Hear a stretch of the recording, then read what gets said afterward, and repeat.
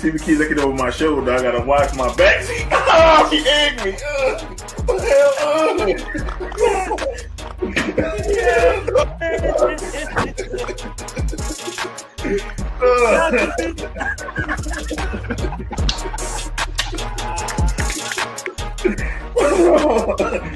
oh, shit all over my rip with the jersey. Go get me a towel. Y'all didn't know. Y'all. You fucking owners have handled Judge, gentlemen, retired? Come on! He should have been fired before the fucking season! Joe Judge, quarterback sneak on not one, but 2 times from the fucking 5-yard line! And we're talking echelon, it's going to be Yankees first, Giants second, Jets third, Mets last. No! Wait a minute. It's Yankees first. Okay. Giants second. Okay. Knicks third. No! Jets fourth. Mets fifth. Oh, wait a minute. The Nets bit their mouth when they found out he was leaving. Maybe it was girl number 25 that didn't mind doing it. I'll just put it this way. It's way bigger than Nino Brown, a.k.a. Deshaun Watson. This is way bigger than him. Yeah, that's exactly what this is. That's why he got off, because it's bigger than him and there's bigger people implicated in this. I think it's going to come to maybe 5 years down the line, and then Cleveland going to crumble.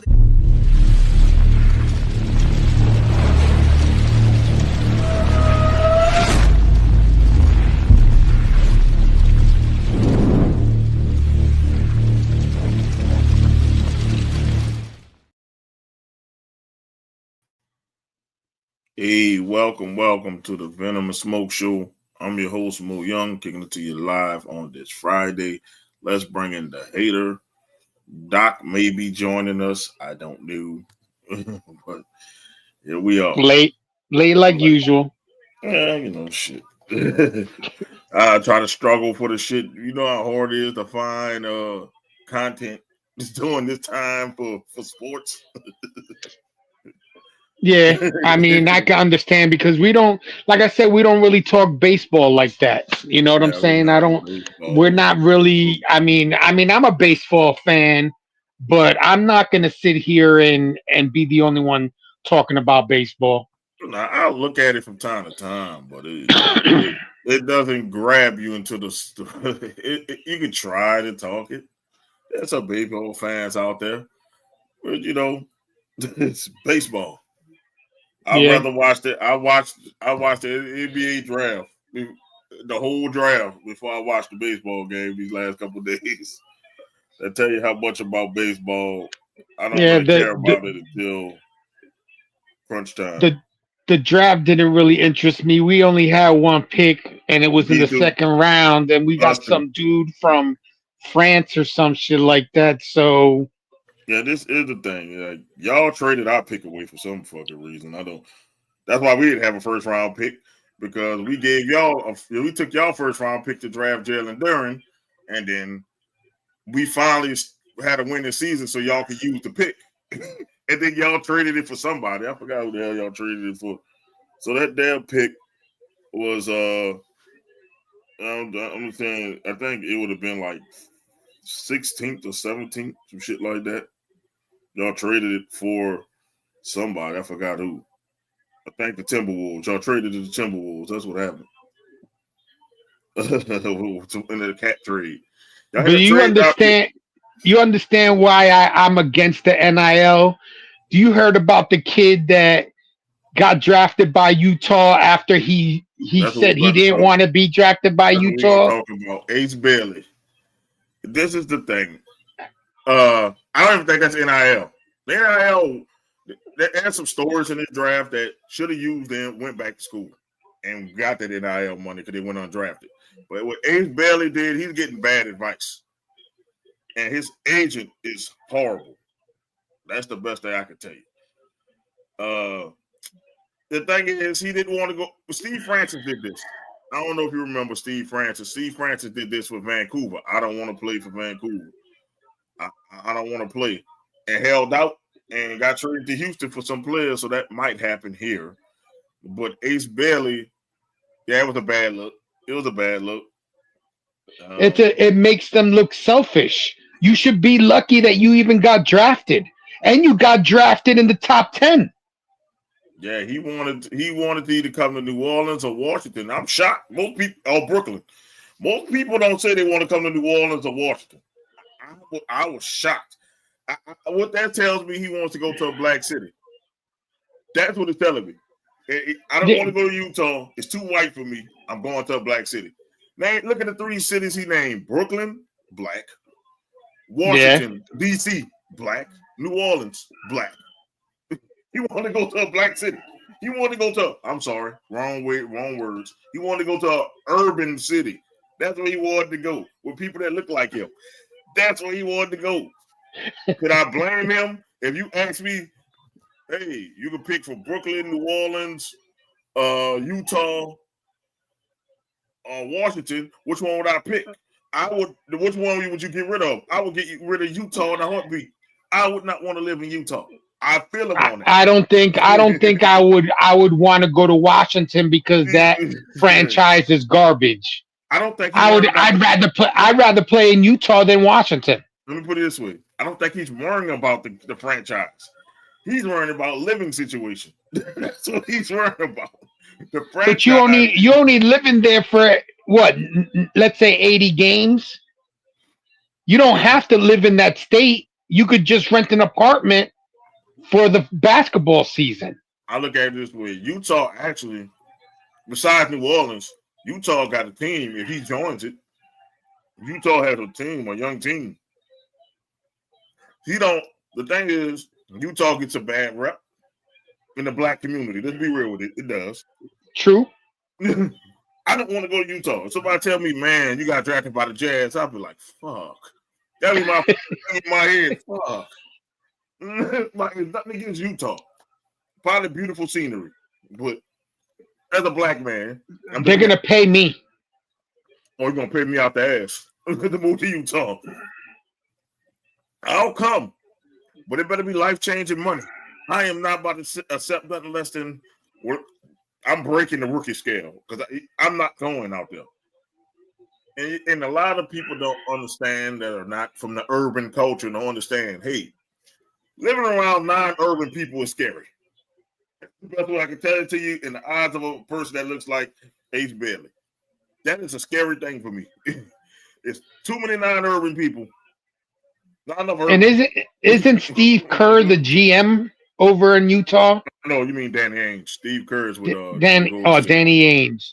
Still, Danny is a dick because they had a trade in place. Let me tell you how much of a dick he is.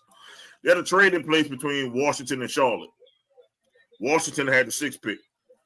They was going to get the dude that Charlotte ended up drafting. Forgotten that Knoble or something like that. It's like a weird name I can't pronounce.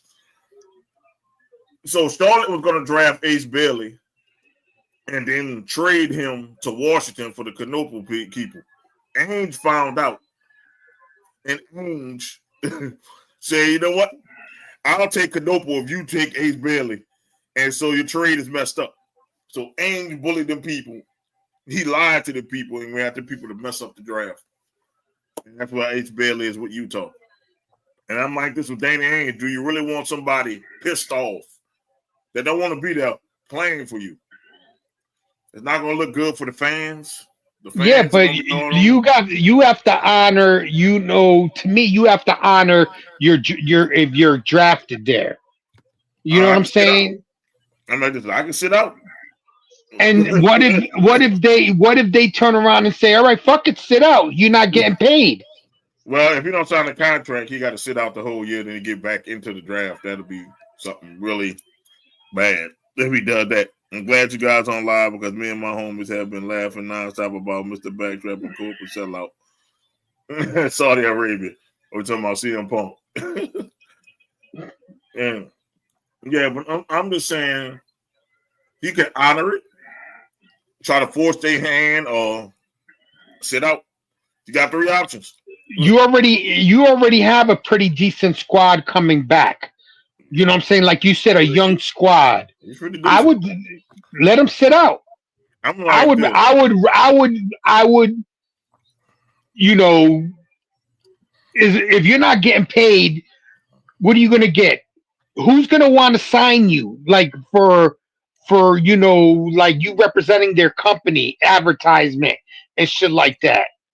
Well, he's fucking his own reputation up. Put it way, if somebody's stupid enough to give me picks and young players for him, hell yeah, I'll trade him. I'll trade him and get some more assets. But you got to see if somebody dumb enough to do it. New Orleans not going to do it because New Orleans won the draft. We're going to get to that in a minute. To me, New Orleans won the draft. Doc can celebrate. Doc can do backflips because they finally got some pieces where he can be happy about. But if you get Washington dumb enough to do it, that's all you can see. You want to go to Washington, you're dumb enough to do it, go ahead on and do it. But what does Washington really have that would, that would? Picks.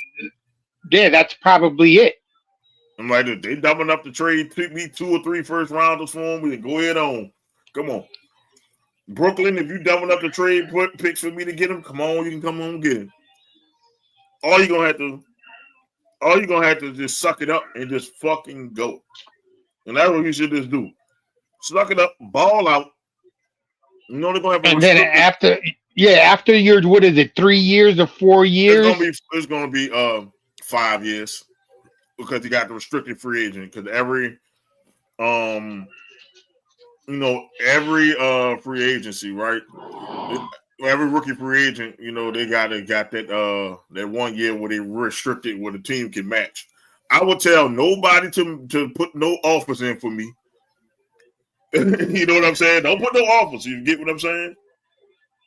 And let that year pass by, and then go to free agency and tell Utah to kiss my ass and year 6.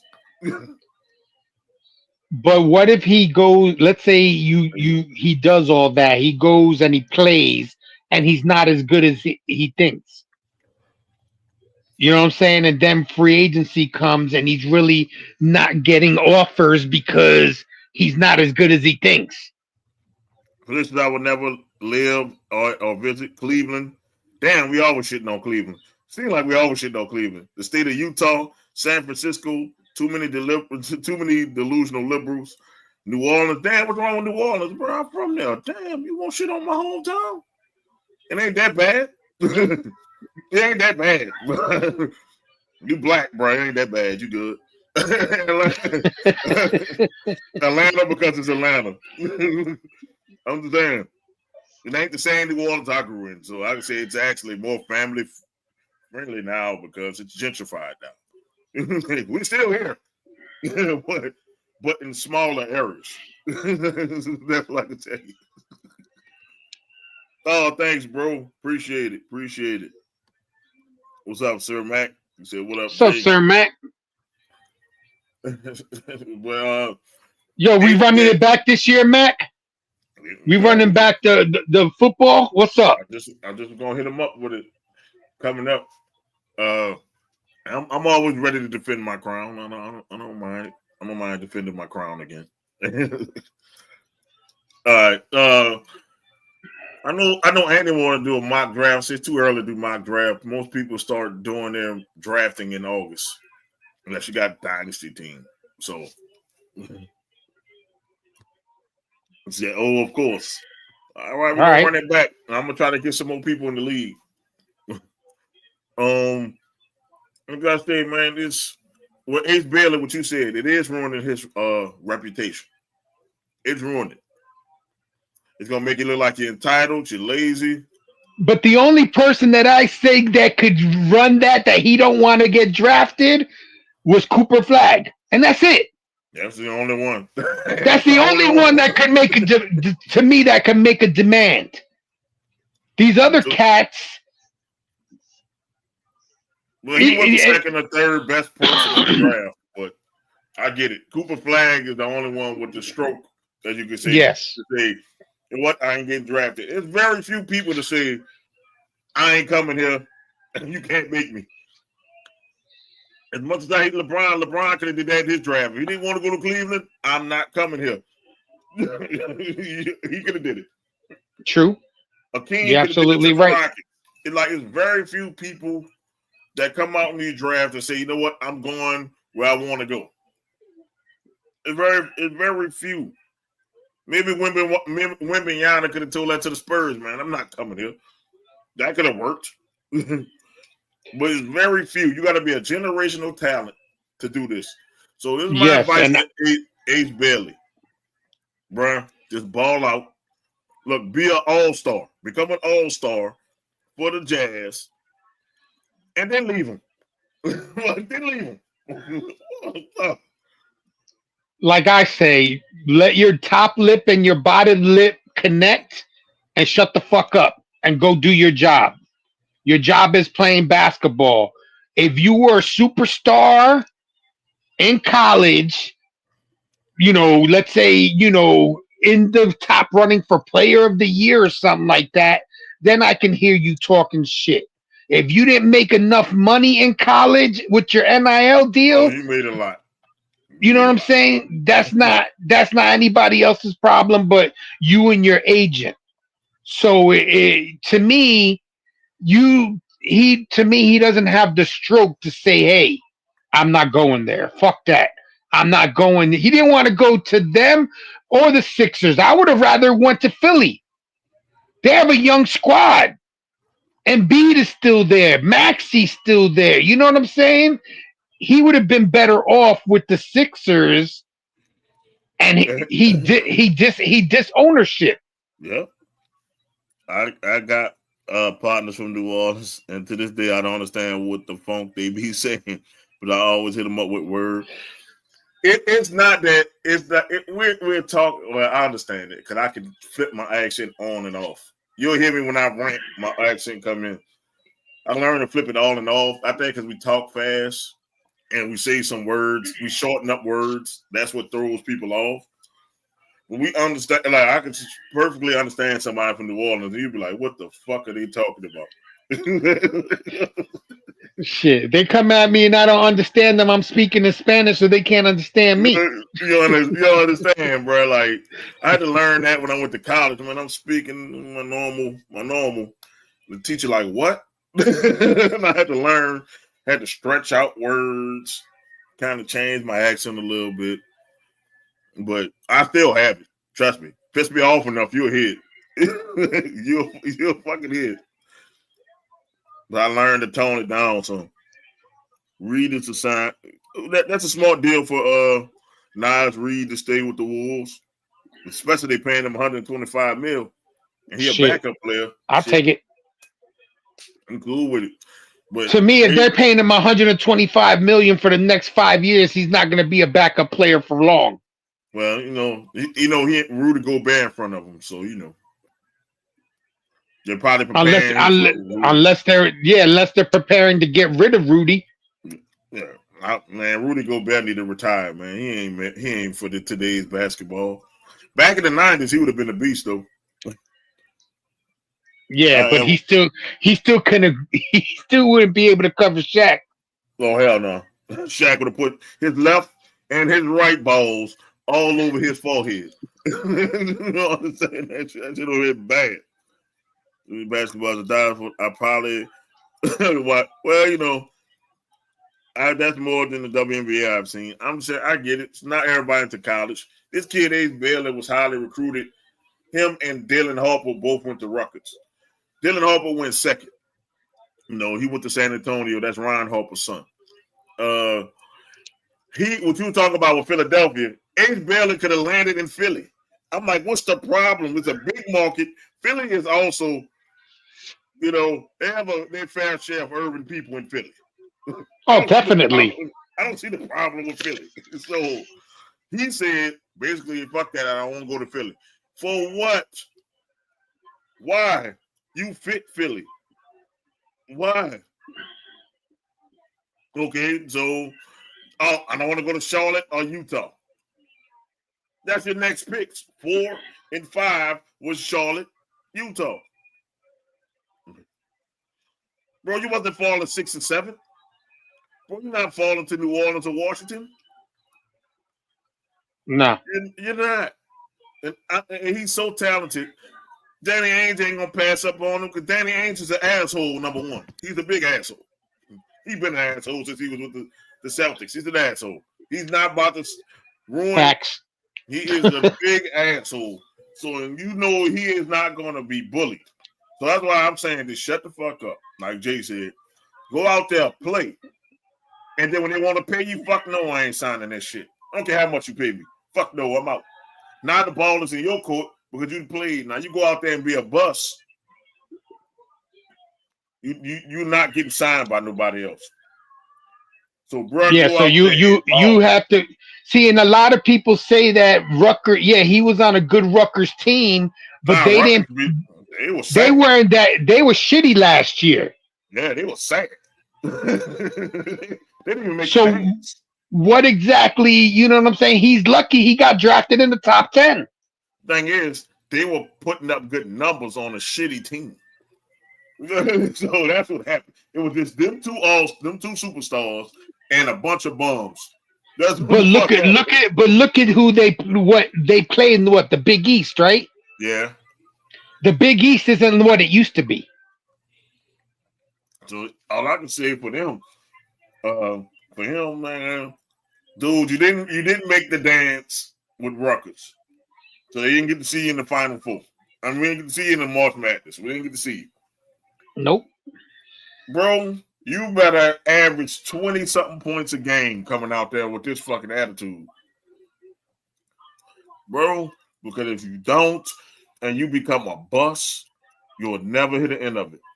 You're going to end up being a role player, a bench player. You're going to be traded for fucking oatmeal and fucking candy. That boy is going to the big 3 after that contract is over if he fucking a bust. That's what you don't understand. You cannot bust out. You talk big shit, you better be the next coming.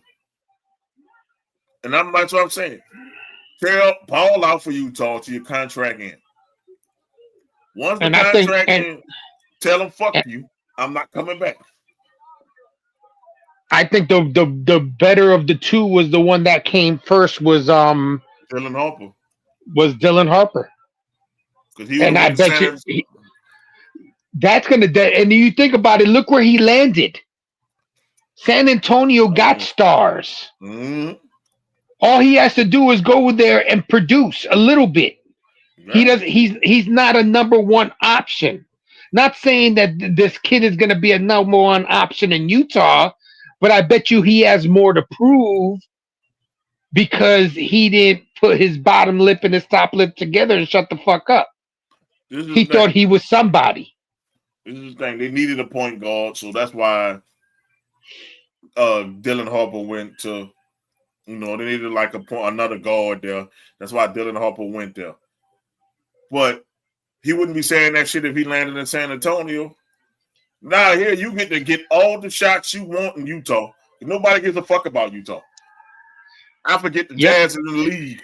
So you're going to get all the shots you want. Bro, shut the fuck up. Ball out. That's all you got to do. Ball out. I would even say this. I don't want a restricted thing in my contract. After my 4 years, I'm getting the fuck. That's what I'm going to tell them. I will go in there letting them know. I am not resigning with y'all. Look, I'm going to do my time, and then I'm leaving. That's what I will fucking tell them. At least you being real with them up front. Maybe they trade you before your contract ends. I'm going to come here. I'm going to play my heart out. But I am not resigning. That's what I would tell them. At least you being real with them. You being real with them. You up front with it. I'm not about to play no song and dance. I don't want to be here with no fucking you. I don't want to be in Utah, but I'm going to honor my contract, and I ain't going to say it to the public. That's what I would tell them behind the closed doors.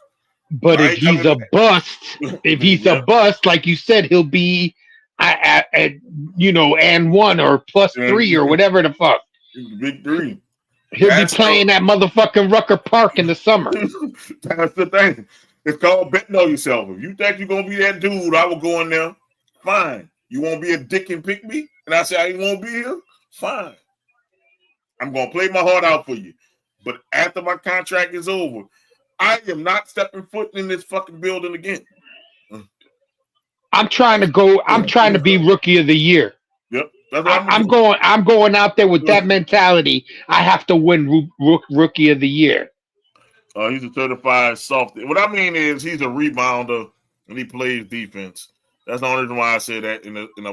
He's not mentality wise, but he is more of a mold as an 80s, 90s, early 2000s center. This game is too fast for him to be around. Like everybody, they done shot the ball 3 times before he made it down the court. He's too damn slow, too damn big, too damn goofy.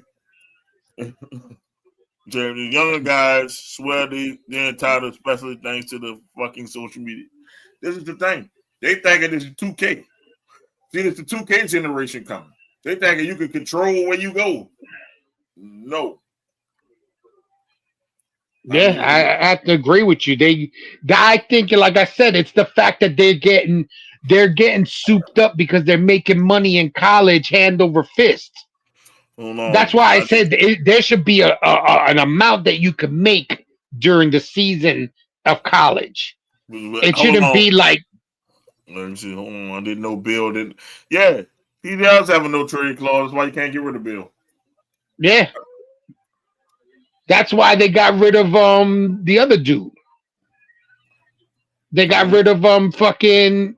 I think if they had a chance to get rid of anybody, why'd they get rid of KD? He had no. He the only one didn't have a no trade clause. Exactly. That's the only reason why. I think that Beal, if he didn't have that in his contract, Beal would have been gone way before KD.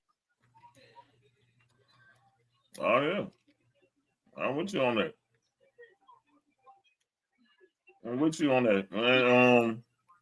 Let's see. The only thing good about Utah is Kimberly Page lives in Salt Lake City.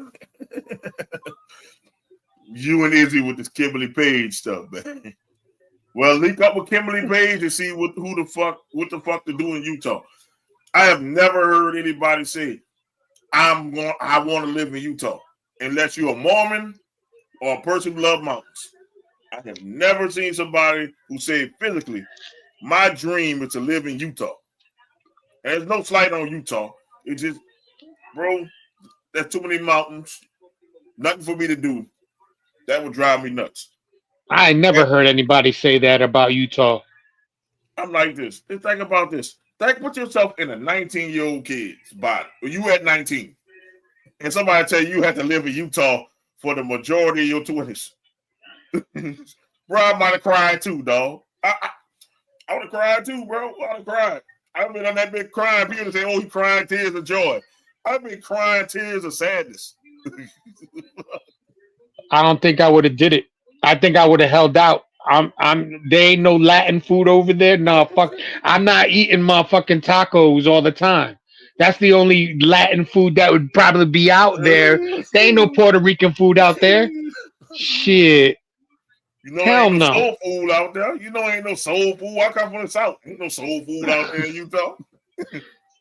So I get why the kid is upset, man, because it's fucking Utah, and Danny Ainge got to know that. Like, I need to have a player that wants to play here, and that's what I'm mad at him about. Okay, he about to cost himself $10 million. Let him cost himself $10 million. I ain't about to pick this motherfucker. He could be the next coming to Jordan, but I ain't about to pick him and destroy my locker room. And now what does that do to Utah? Okay, we drafted this kid that don't want to be here, and we got to make him great. They might freeze him out the offense. They might make him shitty on purpose. But you got to have veterans on there that are leaders. So if he comes in with an attitude, somebody's going to check him. That's the thing. That might end bad, man. Like, that shit, I wouldn't have done it. Me, personally, you don't want to be here, fuck you. That's what I told you.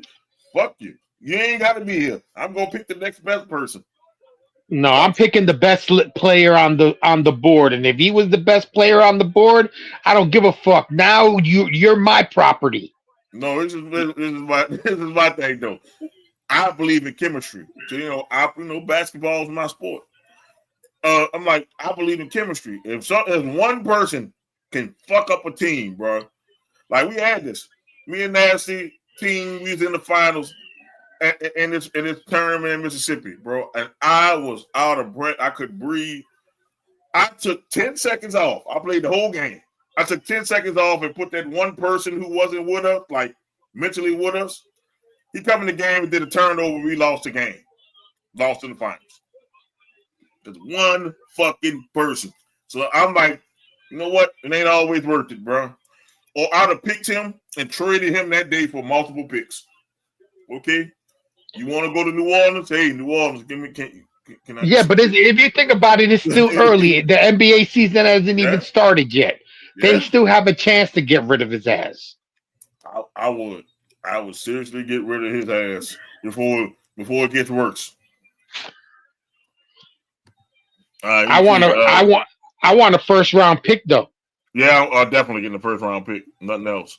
You don't control where you go only when you're good enough for a bunch of teams to come to you instead of you begging to a bunch of teams. As far as I know, and my offer, like Cooper Flag, like Cooper Flag, yep. Or Cooper Flag, Cooper Flag. People like that. You got to be a generational talent. And the thing is, yes, but you have to have more than 3 teams coming after you. You have to go. You got to have teams want to clamor for you. But the thing is, you could have played this first year, and then let that shit play it out. And if you the ball that first year, look, dude, I want out of this shit. Yeah, but if you think about it, there were teams that wanted him. Yeah, they did. Philly wanted him. Yeah. You know what I'm saying? Utah wanted him. You know what I'm saying? Charlotte wanted him. But he said no. Basically, fuck your city. I think Anthony Towns might get traded. He needs to. He's soft as baby shit. Yeah, I have to agree with that one. We need a player that's going to play hard all the time, not here and there. And we need somebody that's going to complement Brunson better. That boy is soft as baby shit. Yeah, he's a little zesty. I mean, that boy is soft. I'm like, I'm gonna sit here and you're gonna sit there and be like, you know what? Yeah, I'm gonna take Karl Anthony Towns over some of the best centers here. Hell no. Karl Anthony Towns is a number 2. He's not a number 1 option. He might be a 3rd option on some teams. Yes, I don't think he's a number 2. I think he would be a better number 3 option on the Knicks.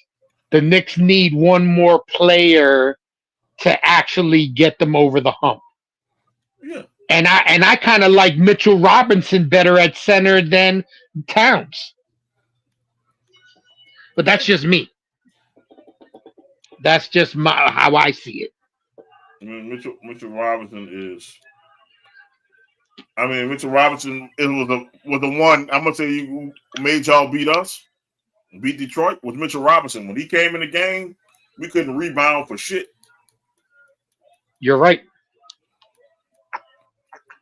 We couldn't rebound. So, and he plays better, and he plays a better form of defense.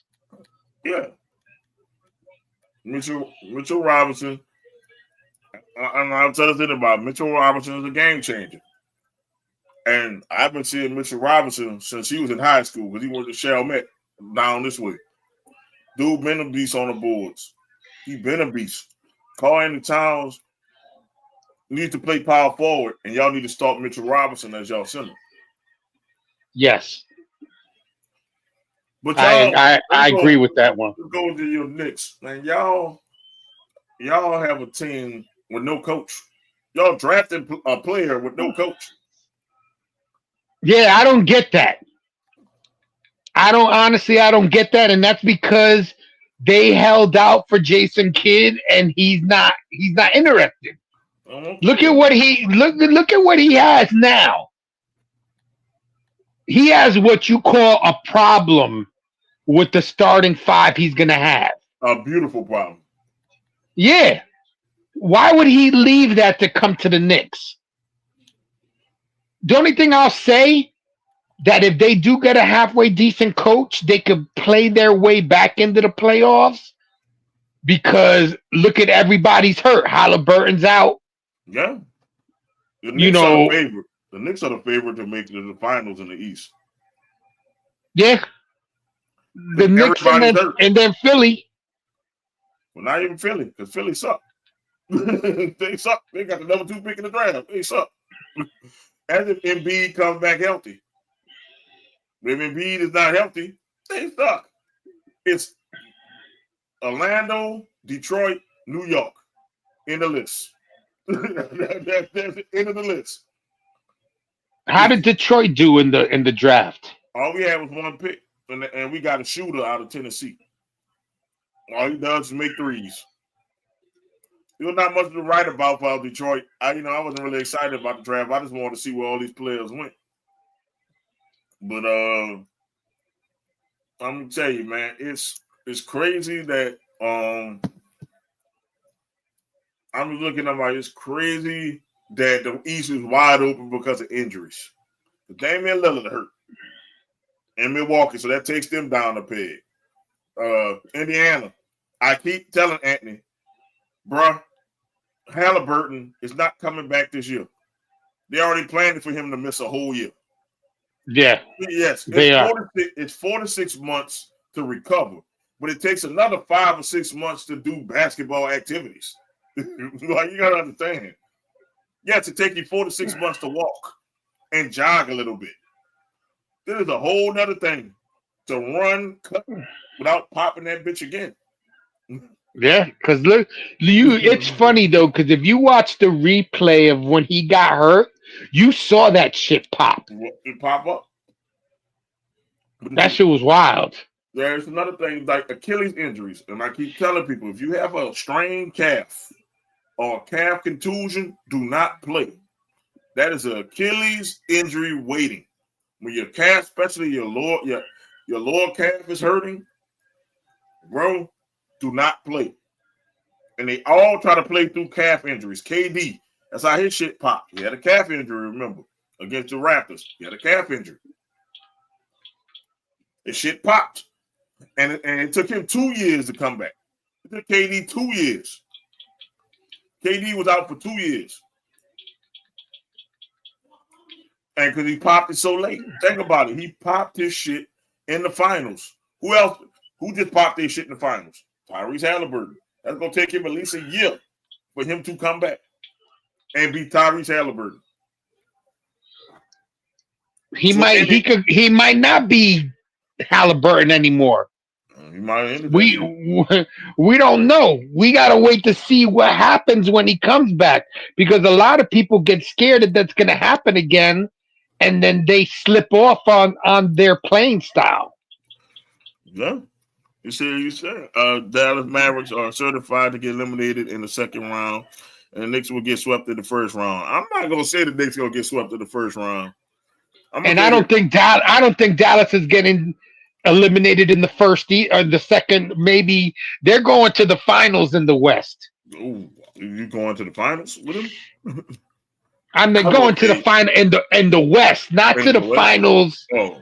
Like to the Western Conference Finals, not the. You know what I'm saying? Not the championships. They're going to the finals. I say definitely with that squad, as long as they stay healthy, that squad is going to be dangerous. That's hard with Kyrie Irving and Anthony Davis on that team to stay healthy. But if them two stay healthy, dude, fuck it. I'm saying if they have a full 82 games with them people and nobody gets hurt in the playoffs, them people might be in the NBA Finals. Because they got defense and shooting everywhere. My Dallas Maverick fans, y'all was all upset about Luka getting traded, and we all were confused. But your team is extremely better now. The Cooper Flag is Cooper Flag like they're trying to say he is. Bro, Dallas is going to be a motherfucking problem. And he plays D. Yeah. Dallas is going to be a motherfucking problem that nobody ain't going to want to see. And if they stay healthy. So that's a big if. If everything goes right and they play majority of the games, and they never get hurt in the playoffs. Bro, I don't see you stopping that team. Who are you going to double? That's all I can say. Who you going to double?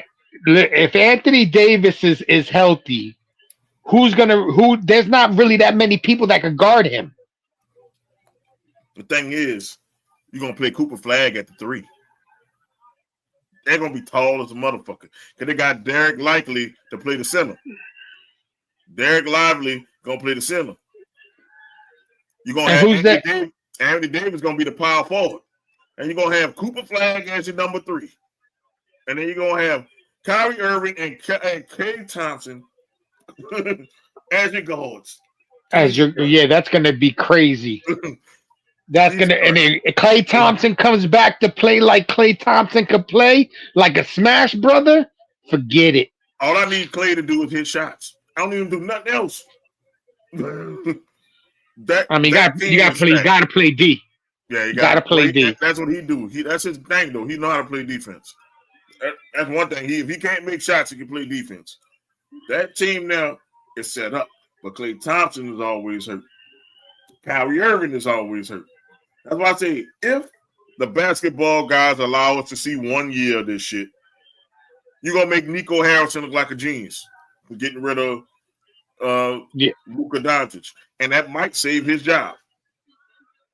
Yeah. If that team stays healthy. But if 1 or 2 of those players get hurt, they might be in the lottery. It's boom or bust. That's the perfect boom or bust team. So, Dallas, y'all can rejoice, though. At least y'all not in purgatory. Yeah, you're not the Lakers. Ooh, we'll say the New York Knicks fans or the Dallas Cowboys fan base of the NBA.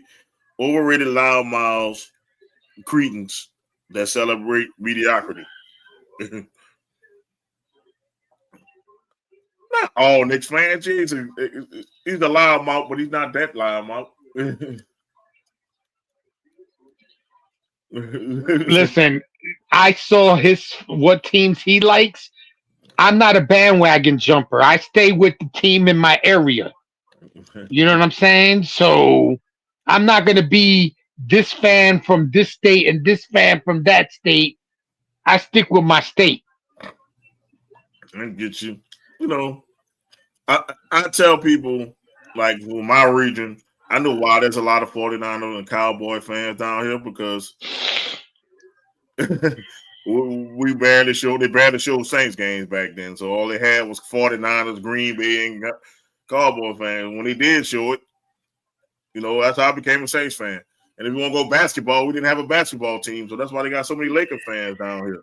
But if you had a squad from your area, you know, and it was shown, you should be a fan of that area. That's why I tell people, yes, I'm a Pistons fan, because they didn't have New Orleans basketball growing up.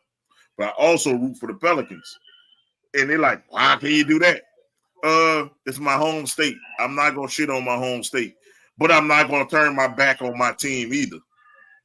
So basketball is the only sport I have 2 teams. No other sport I have 2 teams. Just basketball. Because growing up, Pistons fan. I'm not going to say, you know what? Fuck the Pistons. Thank you for the championship memories. I'm going to go with the Pelicans. No. You were a fan of you didn't have a basketball team, so I understand that. You know what I'm saying? I get that. I tell people I'm only against the Pelicans for 2 games, and that's when they play the Pistons. And if we meet in the finals, I'm a Pistons fan through and through. Fuck the Pelicans if we go meet in the finals. Oh man, I wish that would happen just to watch you and Eric going at it. Especially if the Pistons win that one, and Eric will be so close to getting the NBA championship, and then I'll be the one to be like, nope. The funny shit would be that they would lose out. They would lose the last game to miss the playoffs, because that's how the Pelicans play. That's what would kill. That's what would kill Eric. They were like 1 game in, and they lost the last game to get in. Let me tell you about Eric, though. Eric, have fun, because y'all won the draft. Joe Dumars is not doing the draft. That's what I was trying to tell you. That's all Troy Weaver.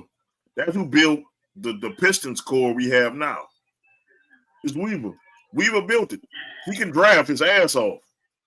But have Joey D take over free agency because Troy Weaver don't know what the fuck he doing in free agency. So they fit together. Joe Dumars don't know how to draft. Troy Weaver does. Troy Weaver don't know how to put free agents and trades together. Joe Dumars does. So it's like, if you put them together, you got one damn great GM. So, I'm happy for the city. I think Derek Queen is gonna be the steal of the draft probably, and his kid fears he don't have no fear. So they definitely filled some holes. I'll say that. Oh yes, indeed. They are stacked. I tell people they like Dallas. If New Orleans was to stay healthy, New Orleans would have been in the playoffs. And if Zion keep his head off of booty, bro, I swear if he could just focus on basketball and not booty and food, bro, this dude will be the superstar. This will be his league. I swear, every time he plays, he get like 27 points, about 8 boards, and about 7 assists. Bro, that is MVP numbers. He put up MVP numbers every time he plays. But he doesn't play because he in a booty scandal or a food scandal. Tell me why I'm telling lies, man. Like, either he in a booty scandal or a food scandal. I don't listen. You have, what is it, like 3 months, 4 months is the NBA season? Yeah. And you can't stay without getting in trouble or without food, like going crazy. Because he came into the league fat. Mm-hmm. He lost weight. He put weight on. He lost weight. He put weight on. Like during your work season, you should be in your best shape. Totally. You know what I'm saying? Like, how hard is it to be in that much shape? I have no idea. But I'm just like, I mean, you look at how hard you're working, doing your thing. You're going to the gym. You know what I'm saying? It's not easy, but you don't have his money. Y'all don't have NBA trainers. Yes, you don't have NBA trainers or NBA. Yeah, NBA money dietitians, because diets cost money. Diets ain't cheap. Hell yeah, that's my problem with diets.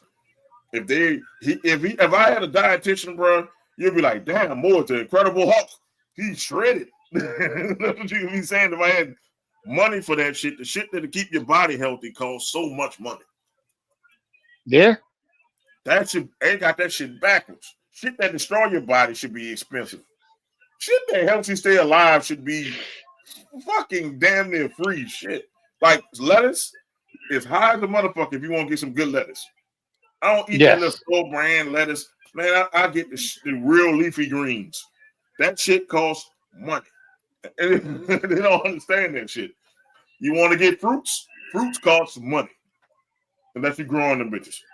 And vegetables cost money when they're fresh vegetables. Fresh vegetables. Yeah, fresh.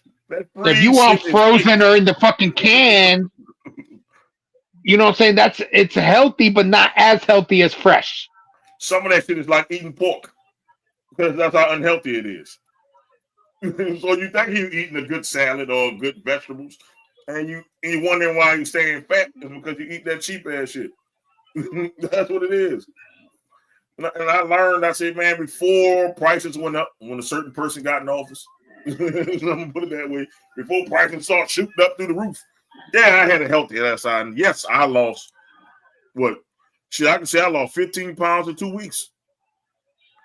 Eating a healthy lifestyle. But that shit started getting expensive. It's different if it was you and HR, but it's you HR, she has a child. Yes. And you know what I'm saying? I know he gotta eat. Yeah, he ain't gonna eat that shit we eat all the time. No.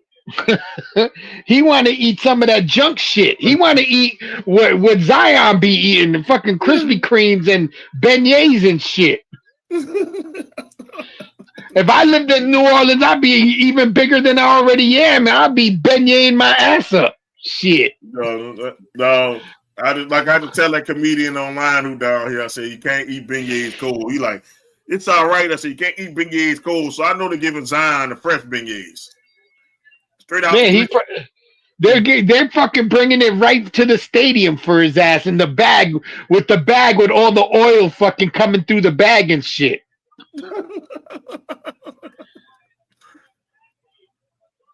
I'm saying. You think about it like this. They're the Smoothie King Center. Can't we give Zion a smoothie? It just matter smoothie. That shit should be free. I mean, you would think that people in New Orleans would fucking see him out and they would fucking get on his ass about it. He see him at a restaurant eating some fucking beignets. I'm coming over to the table and smacking that plate off the table. Be like, you fat fuck. Eat a fucking carrot, bitch. Nah, we know in New Orleans we don't care like that though. So that's why stars like it down here. We see you doing fucked up shit. We be like, man, he fucking up. But we ain't gonna bother him. Shit, what's cheaper than fresh vegetables? If you're not growing them bitches, yes. If you're not growing them bitches, fresh vegetables are high as a motherfucker, boy. Like we talking about some shit that's organic based, not that Walmart vegetable shit. You talking about go to Whole Foods and you'll buy some fresh vegetables and you buy that, you keep buying them. Keep buying them. That shit add up. Yeah, I used to think like that too, man. Look, what's cheaper than fresh vegetables? Go ahead. Think about how many vegetables you need to eat during the week. Go ahead. Especially if you're trying to eat healthy, you're thinking you're almost going through a head of lettuce every two days. If that might be the fucking meal of the day is just lettuce. You know what I'm saying? The tomatoes ain't cheap. Cucumbers ain't cheap. The thing is, this is like if you go to Walmart, yeah, you get that shit full of pesticides and all that shit. Yeah, that shit cheap. Yeah, it's cheap for a reason. You ever heard of you get what you pay for? Yeah, it's killing you. Shit. You go in on eating that plastic fruit and vegetables and shit. That's why I bring fruit from Walmart. My wife be pissed off. Man, don't bring that shit in here. She be like, man, that shit is horrible. Now you go to Whole Foods and get their vegetables. Shit at Walmart, it might be like $1 for this or 50 cents for here. Now you got shit that's $2 and $3. And it's for one thing. It's like one tomato might be like $2 at Whole Foods, man. And so think about it, you gotta buy a shitload of tomatoes. It's cheaper for you to fucking put in the work and grow your own. Grow that shit. So you thinking about this? We talking about to sustain the diet. Think about that shit. Like you think about anything that's really healthy costs a lot of money. Like go get anything organic and put it next to something that's not organic. You'll see the price difference. Not only that, it tastes different. Oh yeah, you can tell, man. Shit, when I went to Jamaica, after the first time I had real food, bro. That's how I looked at it.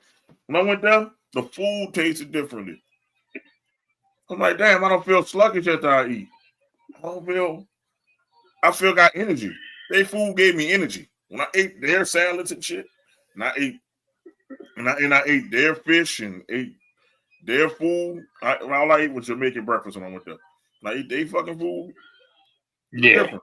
It's a difference in how my body reacted to it. Now, if I ate that same breakfast in America, boy, I'd have been sluggish and sleepy, and they don't put any chemicals in these shit. I'd have been like Doc on the outro, bro. If I ate that breakfast, I'd have been a little bit sleeping.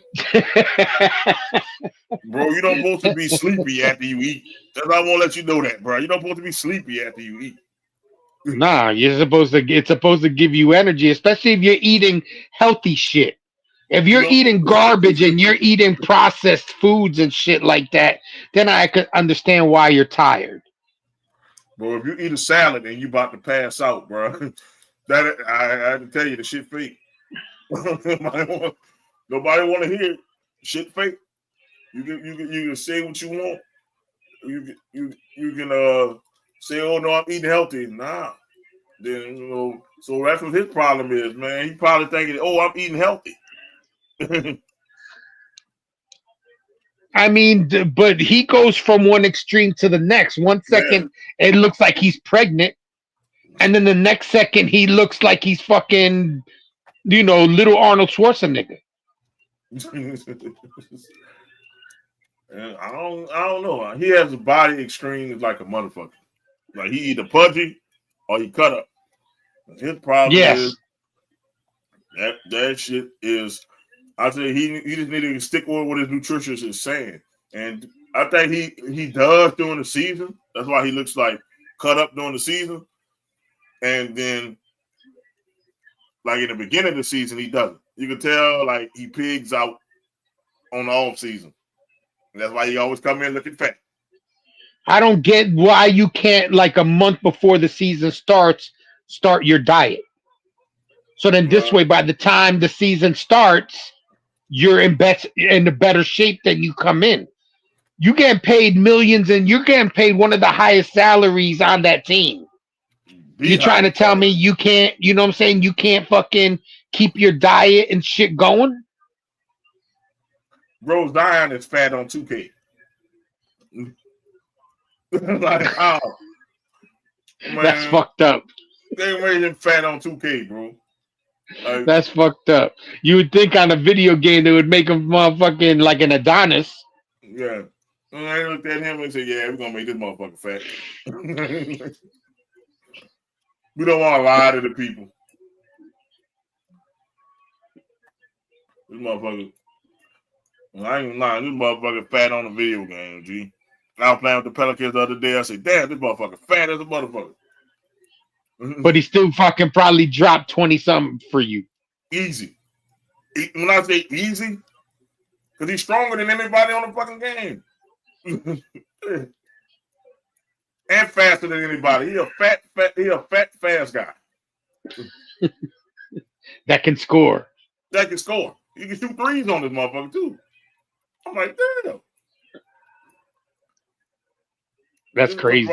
The problem is Zion can play like his 2K self and don't get hurt. He hardly get hurt on the game. That's why I knew it was a video game.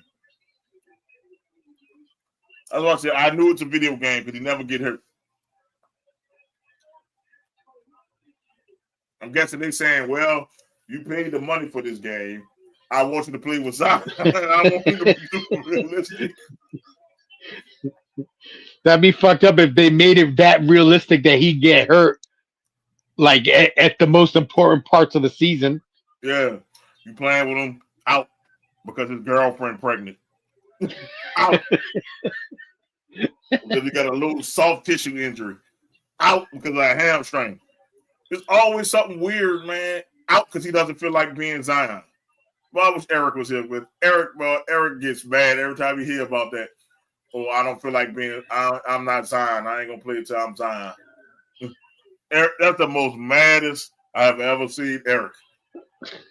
He said, "What the heck do you mean?" Because he was about to say, "What the fuck did you mean?" Well, I remember that name. He was like, what the heck do you mean? He was about to say fuck, and he was about to say hell. He's like, what the fuck? What the heck? What the hell? What the heck do you mean? Like he was stuttering doing that. He was trying not to curse. I honestly think that he's getting sick and tired of protecting him. We've been on his ass about Zion for what, 4 years? Yeah, 4 years. And I'm like this. He has to, you have to believe in your team and Zion, man. I'm like, if you think about it, he came in kind of like Cooper Flag, bro. Like, supposed to change the organization. And I believe if he stay healthy and keep his mind off the ass, the Pelicans could be in the Western Conference Finals if they wanted to be. But they should have already been. It should have been already. Yes, but, multiple times. Yeah, they have talent. That's what I want to tell people. I told people this. I said, man, the Pelicans have more talent than probably anybody in the damn league almost. They young talent. They play defense. They can shoot. you look at it and you see the problem is, and I think Willie Green don't hold Zion accountable. That's where you tell a player runs the team, and it's not the person that runs the team running the team. Yeah, because you need to be like this. I would tell Willie Green, look, if we don't make the playoff this year, you gone. I don't care how nice you are. You out of here. And that's the problem. Like sometimes in New Orleans, we try to reward people because they're nice. You're nice. So we'll keep you around. And the players like you. Sometimes you need to get a person the players hate. That goes for your football team as well. Yeah. Oh, that's why I said New Orleans. I didn't say the Pelicans. The common denominator who runs the team? Gail Benson and fucking Mickey Loomis. That's why. It's the same ran way, and they do the same shit. Well, what's up, Chris? What's up, Chris? I say they do the same shit in football. We do the same shit. Like I'm getting tired of New Orleans management. It's like we do the same shit because a person is nice or a person might have won some shit for you. We keeping them around. No, as soon as they start fucking up, get rid of their ass. If New England can get rid of Bill Belichick, anybody can get cut. Anybody can get got. Not only did he get, but he got pretty much blacklisted from the NFL. Yeah. Not only did they get rid of his ass, they fucking blacklisted his ass because where is he now? North Carolina? Yep. And I hope North Carolina don't do shit because they play with my Miami Hurricanes. So I'm hoping North Carolina don't do shit. Be fucked up if they start winning and they beat those teams. Oh, he's gonna be in the NFL quick, fast, in a hurry. He will be in there. He said Jay always cutting and growing his beard. This shit got long, huh? I'm about to shave the shit off. Just one day he's gonna come on. That's the Puerto Rican Santa Claus. One day Jay gonna be bald faced, and the next day Jay got a fucking Santa Claus beard. The next time we come on, I might make a skunk line down the center here, and just make it all black. All right, Big Papa Pump, I see. Or do some type of zebra shit. Yeah, you want that shit funny. Yeah, shit. I have that fucking. I say I'm thinking about dying my shit. I'm starting to get too much gray in my shit. And you young yet? Yeah, I was graying since I was in my 30s. Though I started graying early. I was like it was like one gray came. I clipped that bitch, then 4 more came. I clipped them bitches, and then 6 more came. I'm like, what the fuck? Jinxed it. You should have left the masses alone. Should have left that one up. Yeah, you should have left that one alone. You'd have had one white hair, but eventually the rest of them would have covered it. Yeah. And I said, you know what, man? Hell no, I'm not about to be gray. That's what I said. I ain't about to be gray. That's what I said. You gotta get yourself that fucking that shit that they have just for men. I know. But I'm like, kind of the salt and pepper look growing. But if that bitch start turning full salt and no pepper, oh yes, better believe I'm about to. That's where I'm at now. I got mad salt on my face, not a lot of pepper. Like that. The pepper still there, so I'm like, all right, makes me look distinguished. I'll go with that. Make me look wise behind my years. There you go. I'm like, fuck. But I tell people, I said, man, I've been graying since I was like 30. They're like, what you mean? My beard was the first day to gray. Like, they're like, since 30? I'm like, yeah, since 30. I've been graying since 30. That's all that stress. Nah, I just wise behind my years, bro. You just don't want to blame that shit on HR. I get it. Nah, I met. Look, I had grades before I met HR, so it's not her fault. Now, if I was all fully black and then I saw graying like this, oh yeah, she's getting all that blame. She's getting all that smoke. Pelicans went and got some serious talent. Just play through Zion and let the young guns cook. You're right. They got some serious talent. They got Queen. Like, look at who they had. They had DeAndre Murray, Dejounte Murray. I'm sorry, he coming off an Achilles injury himself, so he gonna be back. You got Jordan Poole. If he could just stop being a bitch, he'll be fine. Queen and Fears, they do their thing. He's a point guard, right? Oh Poole? Yeah, a Poole is like a point guard / shooting guard, a combo guard. And if he just play up to his Warriors potential and hit big shots, that's all they need him to do. And Zion take over his position. You know what I'm saying? And Zion do Zion things. Yes.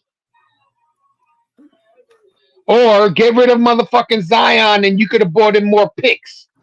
I think that's what's going to happen this year. If he don't do shit or he get hurt, they're going to get rid of his ass. No stuff today, guys. I'm sorry. Thank God. Good. Knock on wood. Well, I haven't been old in high school, boy. I had no grades in high school. That's fucked up. Let me put it this way. He been old since high school, man. You talk about me. You been old since high school. Let me tell you this. I didn't start growing facial hair until college. So how was I old in high school? I didn't have a beard till college. I didn't start growing like real thick facial hair, so I used to cut the shit off. Like, man, who won't have that peach fuzz? So I used to cut the little peach fuzz off. I didn't be able to grow real facial hair. I didn't get my mustache till I was 20. so I wasn't old. I know people that were like that when they were younger, they used to get like little patches. They weren't even making a whole, you know what I'm saying? Like it took me a while to get a beard like this. Cause I would grow, like my mustache would always grow longer than my facial, than like down here. And then eventually just all started growing in. Yeah. I had a fucking, I had the little, I had the patches on the side right here and like ball right here. I said, man, hell no, I'm not about to have that. They like the fucking long hair coming from each side of my chin, in the middle, no hair. I'm like, what he had a reverse chin mohawk. Yeah, get the fuck out of here with this shit, man. Look, I had like 3 or 4 strands on my lip. Ma, is it there yet? Ma, you see it? I was fucking babyface assassin, bro, until I got to my 20s. And then that shit just came overnight. I just woke up and had a fucking mustache and goatee connected. Went to sleep, woke up and said, damn, I got a mustache. The fuck? So I ain't grade till I was in 30. 30, that's when that shit started. That one strand came at 30. Worst mistake you can do is clip them motherfuckers. That was your birthday gift. Tell me, hey, welcome to 30, motherfucker.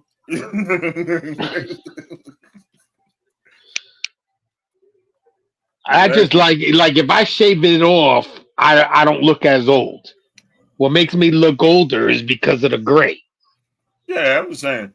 Most people still, when I tell them I'm 40, don't believe I'm 40. They're like, you ain't 40. I'm like, yeah, I am. Your pops don't even look his age. He don't. My mom don't either. My mom like about to be in her mid-60s in another year or so. And people think my mom in like her 50s or even her late 40s. Like, I just got parents with young genes. Like, my whole family look young. Even my grandma, who's 89, she looked like she in her 70s. Like they say, black don't crack. Yeah, and I'm surprised. My grandma about your color. So, she's not fully black, but she's the most black person I know. That makes sense. Shit, with some of the stories you told me about my grandma, shit. Yeah, grandma didn't play that shit, boy. I got a wife that looked like me, thanks to my grandma. She like, Boy, you're not bringing that here. As soon as he told me that one with the Tulane, boy, you're not bringing that in here. You better leave that there. Look, leave it where you found it. Jay looking like you want to go out, go give out milk and cookies and presents. Yeah, that's the Puerto Rican Santa Claus, man. Hey, that's me. Like, you don't have to buy a beard, bro, if you want to play Santa Claus, bro. You just grow that shit. That shit will go. That shit will And go. listen, I used to grow my shit out only because I used to do the thing. I used to raise money for childhood cancer. Yeah. So they would have, they once a year I would just grow my shit all out, my face, my hair, and then I would just shave it all bald. I just haven't. I didn't. The last couple of years I didn't do it. I mean, man, shit. That will tell you, man, your shit got a super growth. Like, man, Chris, you talking, you got more gray than a little bit in your fucking beard. Don't try to talk. You act like he got an all black beard or some shit. Oh, I'm sorry, he got a goatee. They like he got a fucking, like he got an all black goatee. Nah, man, don't pay Gene that shit. You grilled at me. I seen it. I'm proud of my motherfucking gray. I'm good to tell people I'm a middle-aged man now. I'm great. Is HR younger than you? By a month and a day. Oh, that's not bad. So we really the same age, and well, we're not the same age until next month. That's just funny. I tease all the time. Shut up, youngin', you still in your 30s. You say, boy, it's just a month away. That's funny because she'll brag about not being in her 30s now, but when she becomes in the mid 40s, she'll be going back to I'm 25. Oh yeah, I got a 25-year-old wife, forever 25. No, well, forever 30. She's gonna be forever 30. She's gonna go. I think she'll go to 30, back to 30.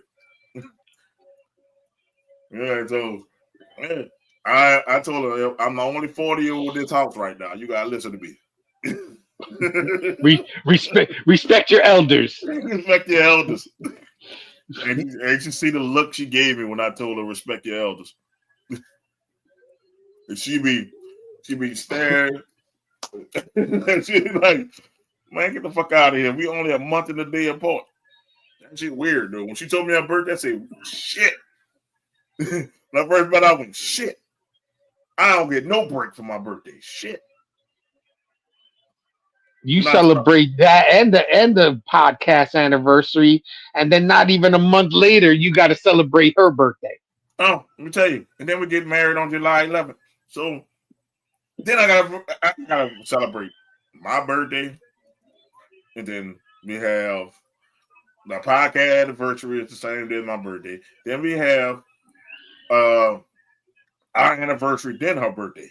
Then our son's birthday in August. Well, at least you got them all right there. You know what I'm saying? Think within 2 months, 3 months of each other. In our household, bro, we don't start spending money till September. You got Mother's Day, Father's Day, my birthday, anniversary, her birthday, son's birthday. Bro, when they get from April to September, when they get to April, I start getting nervous. When they get to September, I'm like, "Ooh, I can breathe for 3 months," and then there's Christmas. Yeah. And then here we go. Then you breathe for another 2 months, and there's Valentine's Day. Then we're back in April. It's just a business cycle.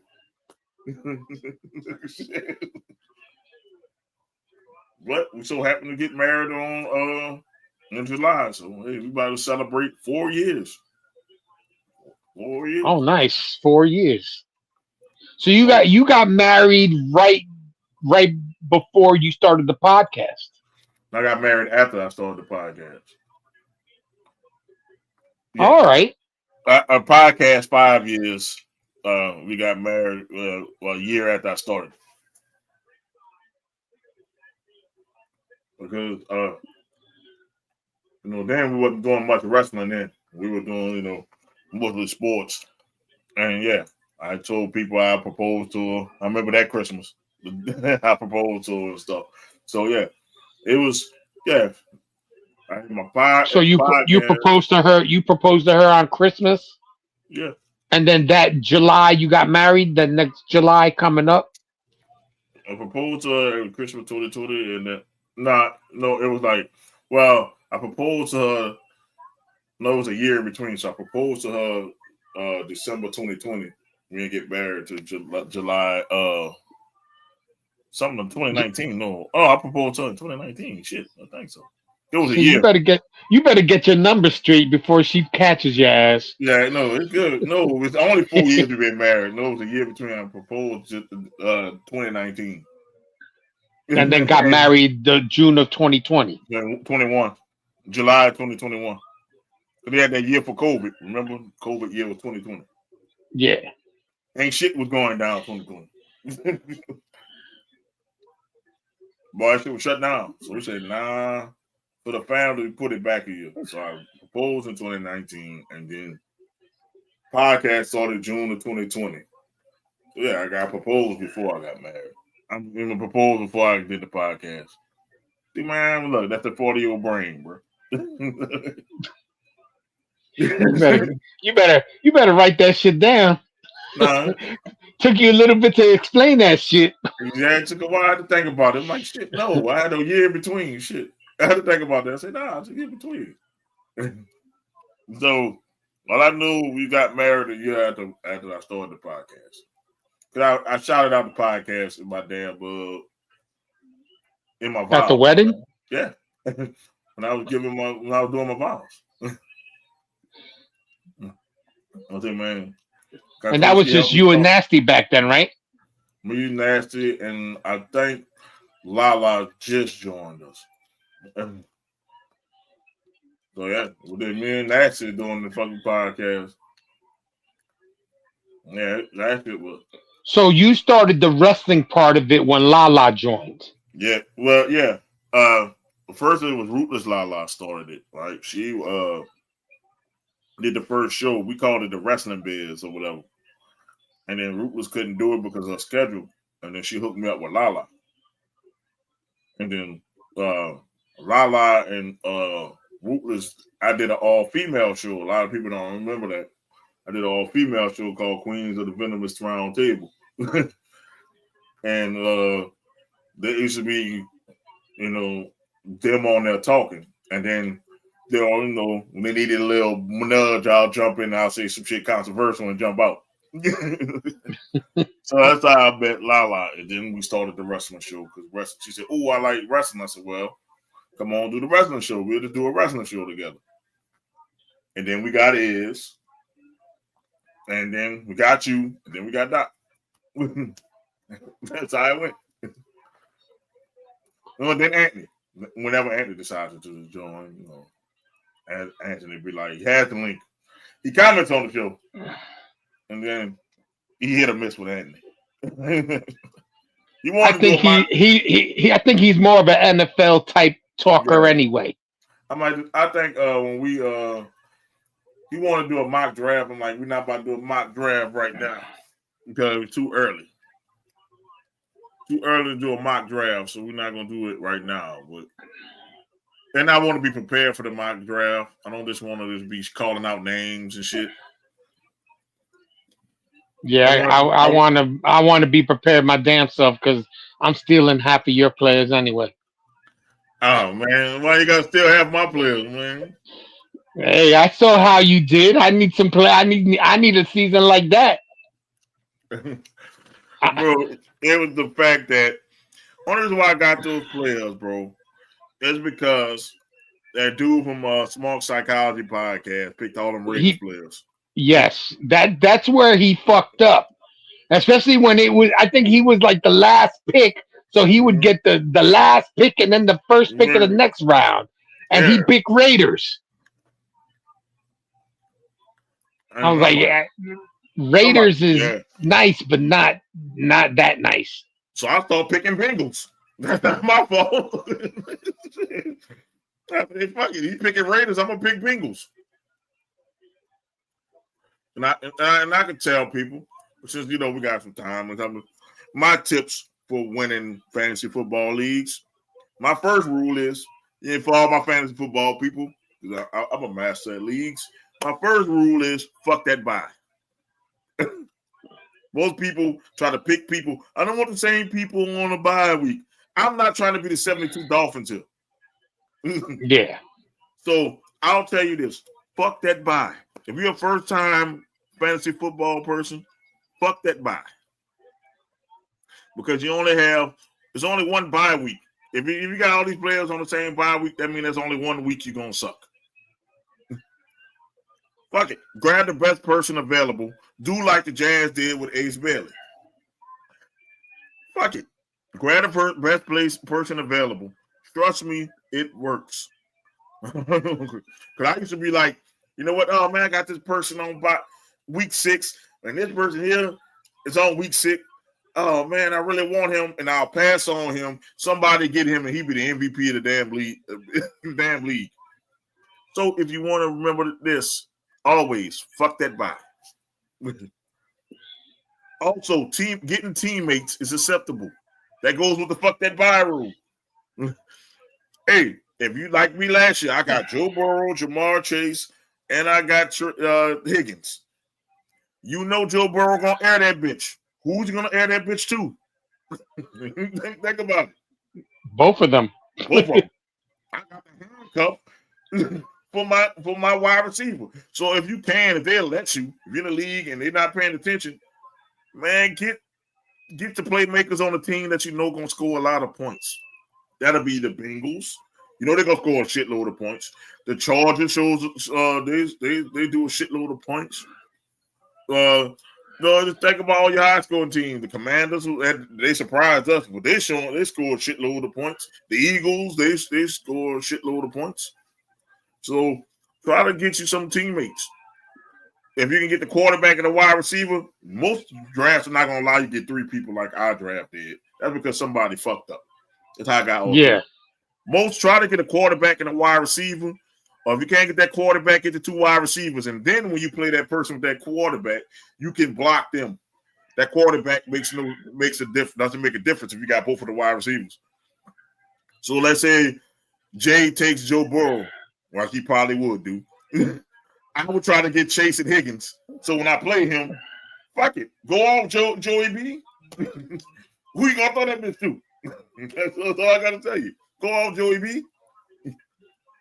That's what I tell you. Like, also, man, this is a passing league. Most people like to take running backs first. I'm like, fuck that. I'll take wide receiver first now. Or I'll take a quarterback now. Running backs used to matter in standard leagues. And this PPR shit, man, look, if you ain't get the running back you want, don't be afraid to take a wide receiver or that QB you want. Yeah. Don't be afraid. That's some tips for y'all, man. Like for y'all, fantasy players out there, newbies or people trying to get into it, man. Don't go into them old archaic rules where people be like, you know what? Nah, man, you gotta get a running back first, man. Fuck that. Get the best player you want. You know a player gonna produce. Get that player that's gonna produce. Because if you don't, you're gonna stick. I gotta get a running back first, man. Fuck that. I used to be like that, and I lost leagues like that. I picked the running back get hurt, and the fucking people in the second round get the quarterback and the wide receiver I wanted and bust my ass. Nope. Get that player you want. Get the best player in your mind that's available. Not what the pundits say. Because how many times people gonna say, "Oh, like Christian McCaffrey was supposed to be the best player last year," right? What happened to Christian McCaffrey? Got hurt. Yep. Shit his pants. Hurt. And that ruined whoever picked Christian McCaffrey last year. That fucked their whole season up. And I can tell you that I was never going to pick Christian McCaffrey. It was Eric. Oh yeah, poor Eric. It was Eric that had Christian McCaffrey, and he got hurt like the second week of the season. He was fucking crying about it. Poor Eric. Damn, we just seem like we shitting on Eric today. Poor Eric.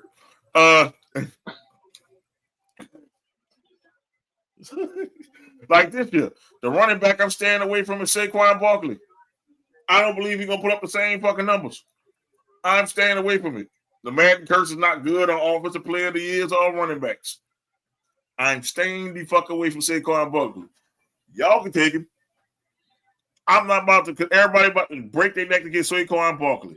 I guarantee you, this is how you win.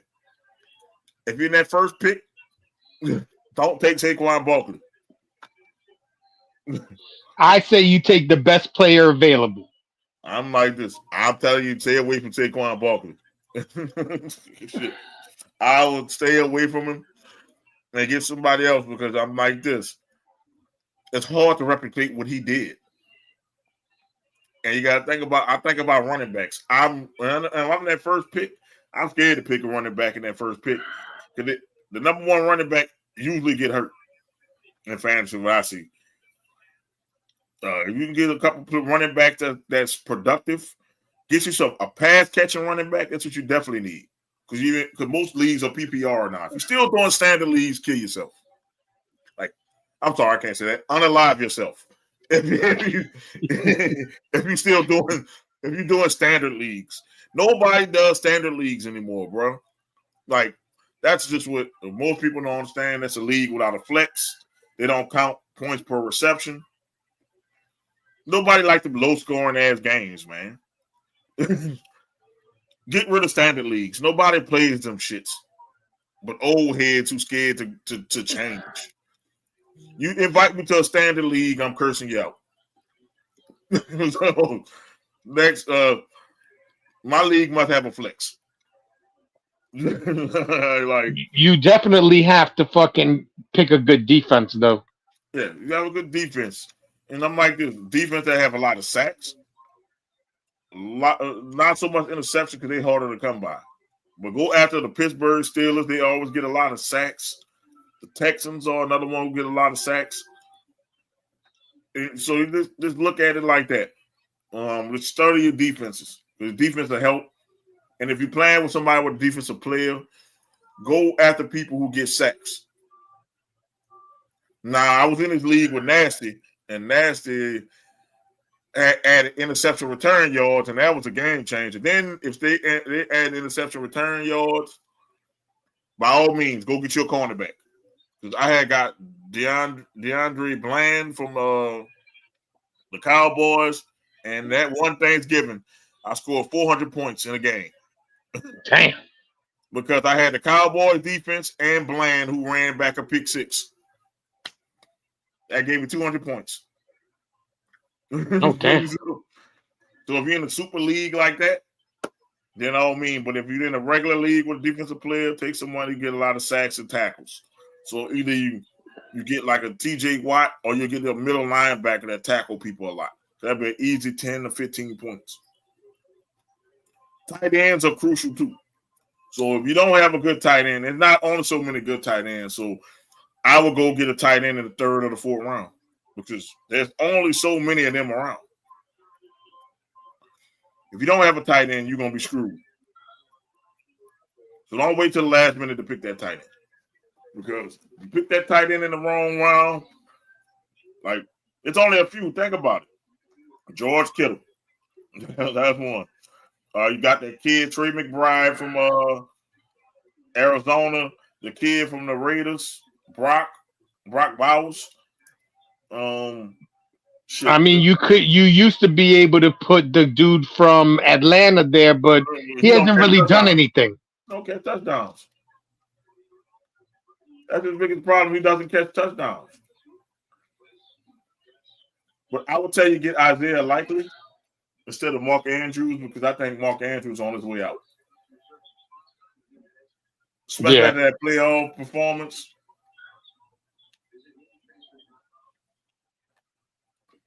I would definitely keep him on the backup though because you know what I'm saying. If he doesn't remember this, he plays better the season than playoff time. He gets a lot of points during the season. Yeah, and like you got very few tight ends though. Even though they say tight end university, there's very few good fantasy tight ends. Because a lot of people don't throw to their tight ends. A lot of the tight ends in the league are blocking tight ends, or they make them into blocking tight ends. The kid from the Eagles too, Dallas Goedert, he'll get you some points too. But try to shape up your roster. But if you see where one of them good tight ends are popping up, I guarantee if you pick up, you're gonna start a run on tight ends. So this is how the draft shows you human nature. I did it in our draft. I picked Joe Burrow in the second round. I picked Chase first. I picked Joe Burrow in the second round. Guess what everybody did after me? Pick the quarterback. That allowed me to get Higgins. Because people are a creature of habit. If you change the flow, see if the flow is running back, quarterback, wide receiver, and everybody getting them, and you throw in the tight end, watch everybody start getting the tight end. And then that'll allow you to get players that you want. Because people are a creature of habit. Like, oh shit, I better go get one. He didn't grab George Kittle. Let me go grab this person. And it fucks other people's drafts up. It's another hit for you if you want to do the draft. It fucks the draft up. Sometimes I'll overreach for a player just to fuck the draft up, to get the player I really want. That's what a lot of people don't understand. It's psychology in the draft. I know I could have got this tight end 2 rounds later, but fuck it, I'm gonna get him right now, so people can go runs on tight ends. Because they're gonna be like, you know what? In their mind, damn, ain't that many good tight ends left. They're gonna start looking at the tight end queue. You're gonna be like, shit, I gotta get Jawan Johnson from the Saints. Fuck no. That's what you gonna look at. Fuck. Man, 3 of the 5 top 5 tight ends are gone. What the fuck? Hell no. You're gonna jump in. And that's a smart thing to do, jump in and get the tight end. But you know, you think about it, all those wide receivers, running backs, gonna circle back around. Especially if you got that back-to-back pick in the snake draft. If you're at the end. I say I never want to be at the beginning. I don't want to be in the beginning. I'd rather wait and be like pick 10, 12, or if you're in the 14 league. I like to be at the end. So I can get that back-to-back. Because, yeah, you might get that first pick, number 1, right? But you got to wait for like pick 21 to get your next pick. Because you all the way at the back. We're going to use that same app that we used last year, right? Yeah, Sleeper. Yep. So the thing is this. It's like it's the snake draft. See, some people don't do a snake draft and they just go by order. So if you got one this time, you get the first pick the next. Most people do the snake draft because it's like it rewards you for being the last pick. Because it sucks that if you got the same amount and that first team is always first. That means they get the fucking, you know, it don't put no drama in the draft. So if I'm last, I like to either be in the middle or last. That's my draft position. And I was like kind of in the middle last week. So the middle, I get the same pick no matter what. But at the end, I think you picked right before me. Yeah, I was right. Or right after you, after me. Some shit like that. Yeah, like right in the middle. So if you're right in the middle, you get the same pick.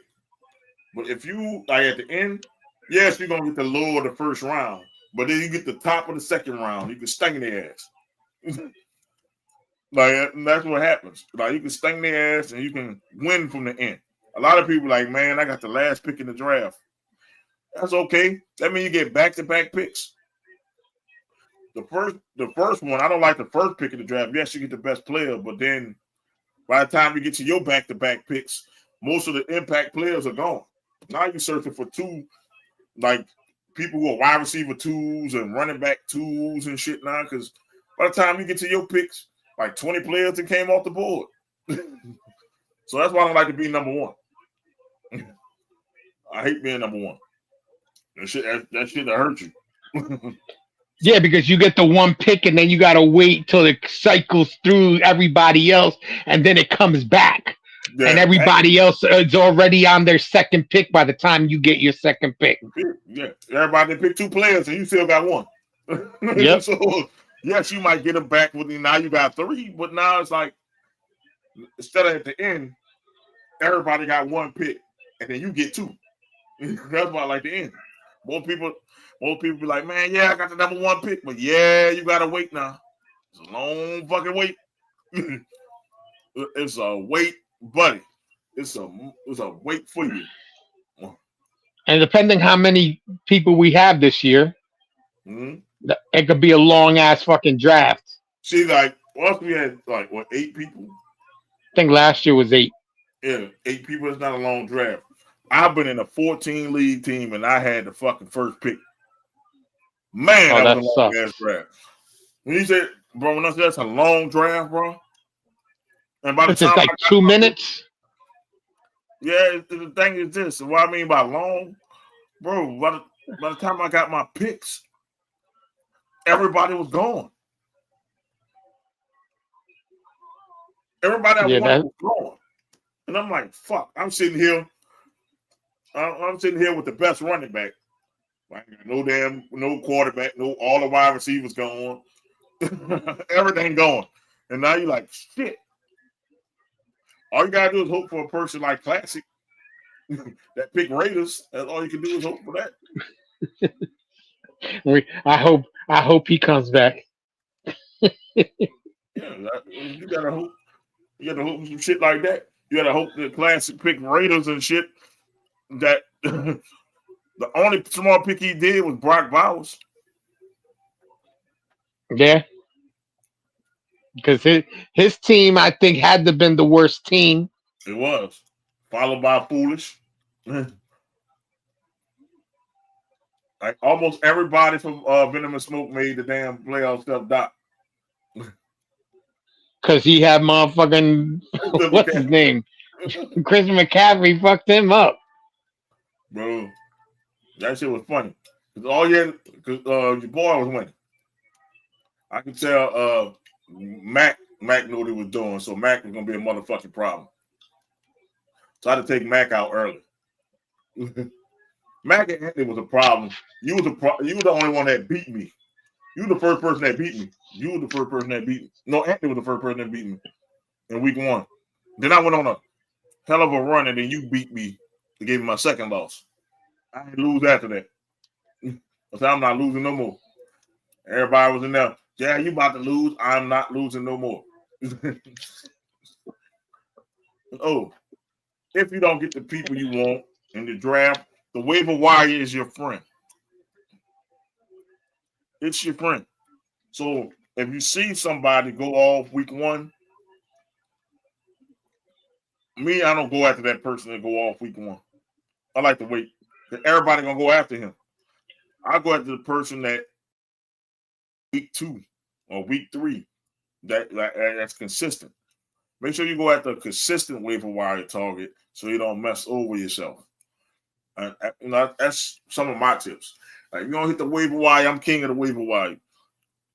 Everybody gonna go after that dude that went for 200 yards rushing. Everybody gonna try to go after him.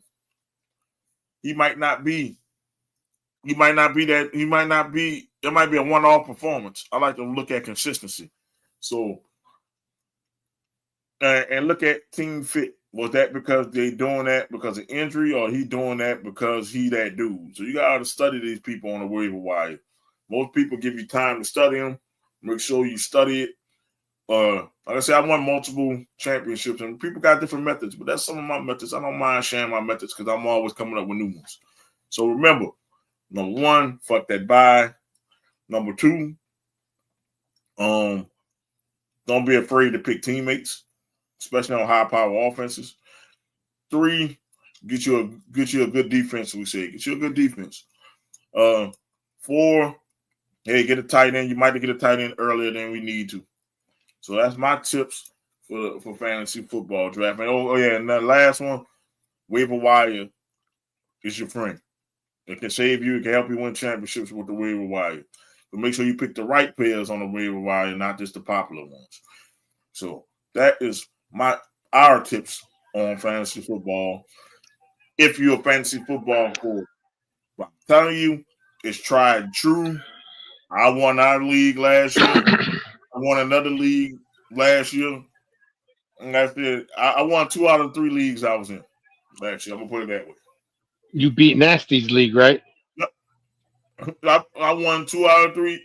2 out of 3 leagues that I was involved in. I won.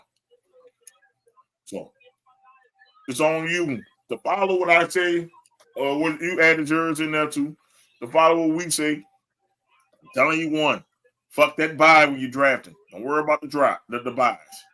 At most, that's 2 weeks you're gonna suck. So what? You're the number 1 seed if you win the rest of them. Get you some teammates. That's double the points. Remember that.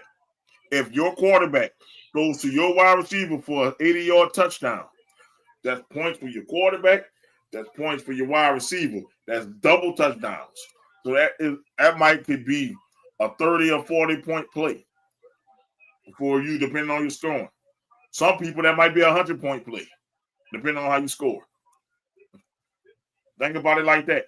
If Joe Burrow throws to Jamar Chase and he breaks it for 80 yards, that's 80 yards for your quarterback. That's 80 yards for your wide receiver. That's a touchdown for your quarterback. That's a touchdown for your wide receiver. That's a reception for your wide receiver. So that's how I was killing people. People didn't realize I was killing them. That was the one that was killing them. I got teammates. So that was that's like you getting jumped. That's what it is. Getting jumped. That's how you did so well. Yeah, you're getting jumped. That's what I want to tell people. You got jumped. And didn't realize it. And then I added a third one when I started playing Higgins when he got well. You got jumped by 3. That's 3-1. You got to think about that. My quarterback only likes these 2 people to throw to. You got to think about it. If Joe Burrow threw 4 touchdowns, he probably threw 1 to Chase, 1 to Higgins, or Higgins might have caught 2, or Chase might have caught 2. You got to think about it. Either Higgins or Chase catching the touchdowns. So that's how I looked at it. Get you a teammate. Find your team of a high-powered team. And that's why watching preseason games sometimes help you out to know how a team's going to be. Not looking at the players, but to see if they're going to throw a lot, see if they're going to pass a lot. You start seeing stuff. I look at preseason. Especially, I try to get to know the whole team. Who's going to be my gym? Preseason is your friend. Most people's like, I'm not watching that shit. Nah, you better watch that shit. You better see how them rookies going to do. You better see how that second wide receiver going to do, how that third wide receiver going to do because of injury. You better look at preseason games. And that's what I can tell you. Fantasy football is not just fun. It's a science. You have to study that shit, man.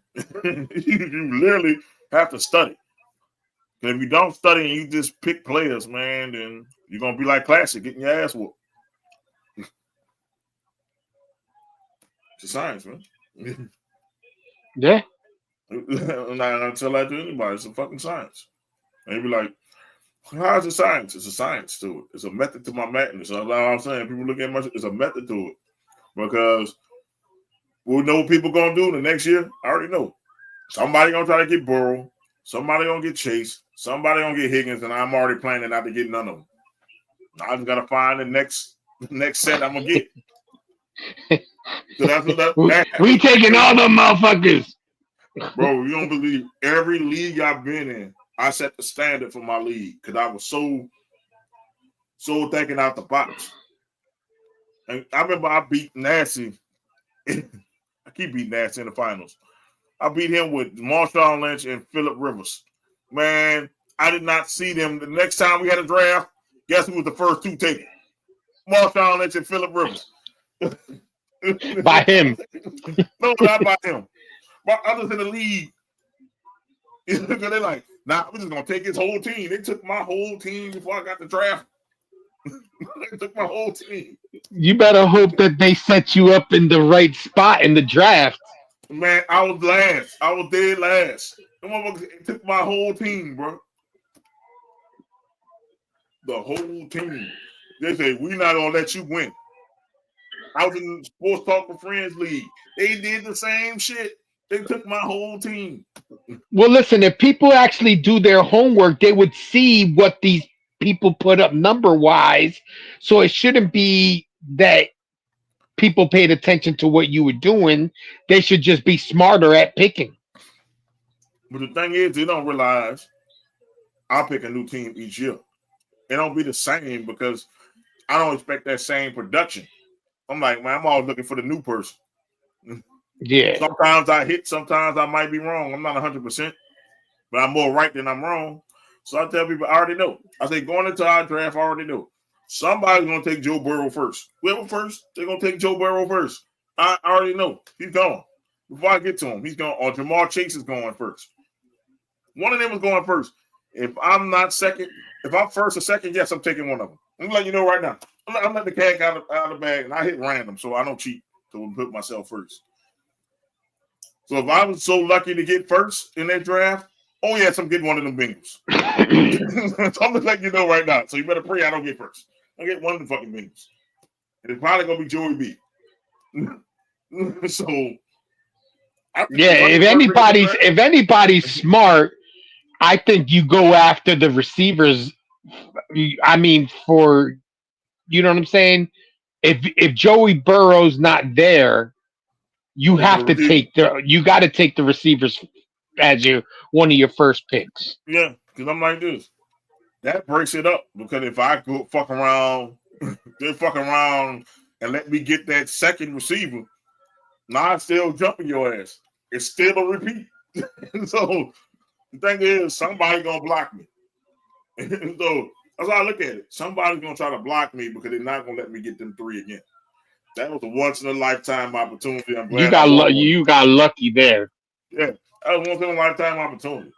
I did that one year with the Chargers when Keenan Allen and Mike Williams was a beast, and I won the fucking championship that way. I didn't have the quarterback. I didn't have that was the first Justin Herbert first year. I didn't have him. Somebody took him. I told people a new asshole with that lineup. That's when I first learned it. I'm like, damn, I got two teammates. Oh shit. More people are like, you got two teammates the bye week, and them two teammates went off that year. And it was like, shit, we can't stop it. It's the reason why you kicked everybody's ass this year. Because he was throwing for fucking mad yards a game with both of those receivers. No defense. Also for your offense, the worse the defense, the better chance they're gonna put up points. So I like to get people who have bad defense. Think about it.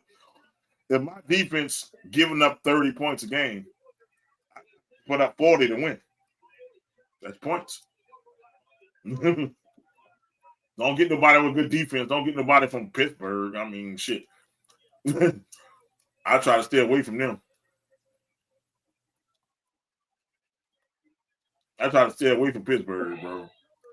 Like they are fantasy hell.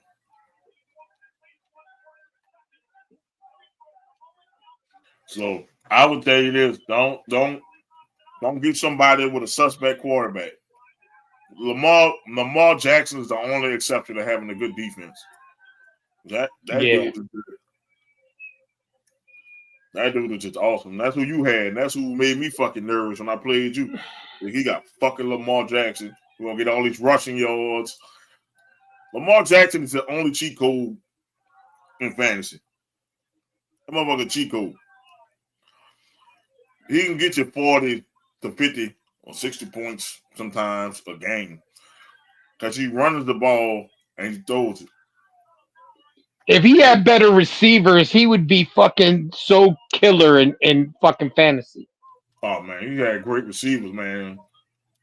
Lamar would be picked first every year. That'll be ridiculous. You couldn't stop it. Only thing I can say, be close to it, man, I don't know. I ain't never seen nobody in fantasy like him. If he had a good receivers, he'd probably be the best fantasy player ever. Because he's going to get rushing yards. That's why I was nervous about taking Henry, but it worked out for me. Like, and I also had King Henry, too, so that helped me out, too. Yeah, he was solid last year. I definitely would. That was definitely a good pick. I was shocked. Better than fucking what's his name? Fucking Christian McCaffrey. Yeah, McCaffrey really fucked up his shit. Man, I don't mind Doc. I don't want Doc to come on here cursing. Yeah, Christian McCaffrey. I wouldn't know if I'd take him this year. I think he washed. That's just my opinion. Oh, McCaffrey, I think I think he did his time. I think that his time is come and gone. I don't think he's gonna be the same player he was 2 years ago. I don't trust running backs that have Achilles injuries, man. Like that's next level. I think any leg injury is something that you look at fucked up. You know what I'm saying? Like I always used to get mad at when the Jets fucking took Blair Thomas. Motherfucker had 2 knee reconstructive surgeries in college, and they still drafted his ass. It was talking about Blair Thomas. I remember that pick. You know what I'm saying? So that killed me. I was like, how do you take a guy that already had 2 reconstructed knee surgeries? You know what I'm saying? You try to get somebody that doesn't have that problem. Yeah, I don't know. A lot of San Francisco 49ers people need to realize y'all better get off of Christian McCaffrey while you can. Because most running backs, most athletes struggle coming back from Achilles injuries, man. That was an Achilles injury. That's it. Once again, he had a calf problem. Should have sat out. Ran, popped his Achilles. Well, then isn't it because he had a strained Achilles in the first place? Yeah, he had a strained calf and Achilles. And he thought he was going to be able to run. I wouldn't take that chance. You could have turned around and fucked up your whole existence. He fucked around and fucked up his whole career just now. Yeah, he definitely did fuck around. He found out all right. Like my calf hurt, bro. That's the body telling you these ligaments and these tendons are hurting. Like when I told my ACL, my knee told me that. My knee was aching for no reason. And if I'd have just sat out, I'd have probably been fine. But no, I was like, man, my knee, all right. Went out there, dunked the fucking basketball, tore all my shit. And I'm like, oh shit. Oh man, I just sprained my knee. I'm all right. I can still play. Ran and the last little thread popped. And I hit that ground and I couldn't get up after that. Mm-hmm. That sucks. Your body will tell you to rest. I don't give a fuck who pressuring you to do it. Nah, man, rest. Any athletes out there, man, rest. Because once your body gives out, bro, that's it. And I think he would never. He's older. He's in his 30s too. He'll never be Christian. You're never going to heal right. He's not going to be Christian McCaffrey like we know. I agree with you. He still might be productive. Christian McCaffrey still might be productive, but he ain't going to be CMC. He's going to be Christian. He's not going to be CMC. He might just be Chris. Yeah. It's Chris McCaffrey. You ain't CMC. That's done. Because I see maybe if he's in his 20s, he had time to keep some of his explosiveness. But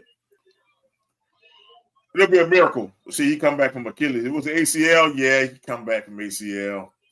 But Achilles, what I'm trying to tell Anthony in the group, bro, that's a different monster. Because you don't realize when you cut, you use more of your Achilles than you do your knees. You got to plant. Yeah, you got to plant. And when you planting on that Achilles. That Achilles not healthy, you're going to try to plant on the unhealthy Achilles, you're going to fall face first. Yeah. A la Halliburton. Think about that shit, man. You can't, running back, what's their job to do? Cut.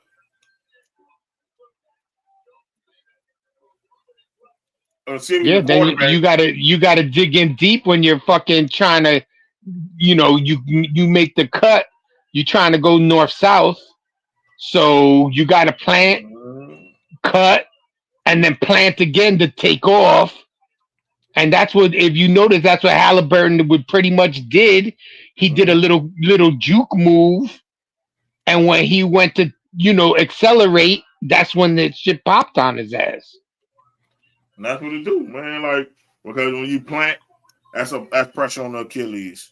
Then when you got to make another plant to cut, that's more pressure on the Achilles. And then if you come back, there's still pressure on the Achilles. Pop. That should have popped like that. And that's it for you. You're going to hit that ground, boy. Ain't no getting up no Achilles, man. Kobe was a miracle. Kobe got up and shot the free throws. And walked to the locker room. Well, I'll tell you, his pain tolerance is as high as a motherfucker. Halliburton was on that ground crying. I think he was crying more to the fact that he knew the playoffs were done. I think that's what really upset him more than anything, that the playoffs were pretty much done for them. Man, look, if you think about his career then, you know when it's a different type of injury.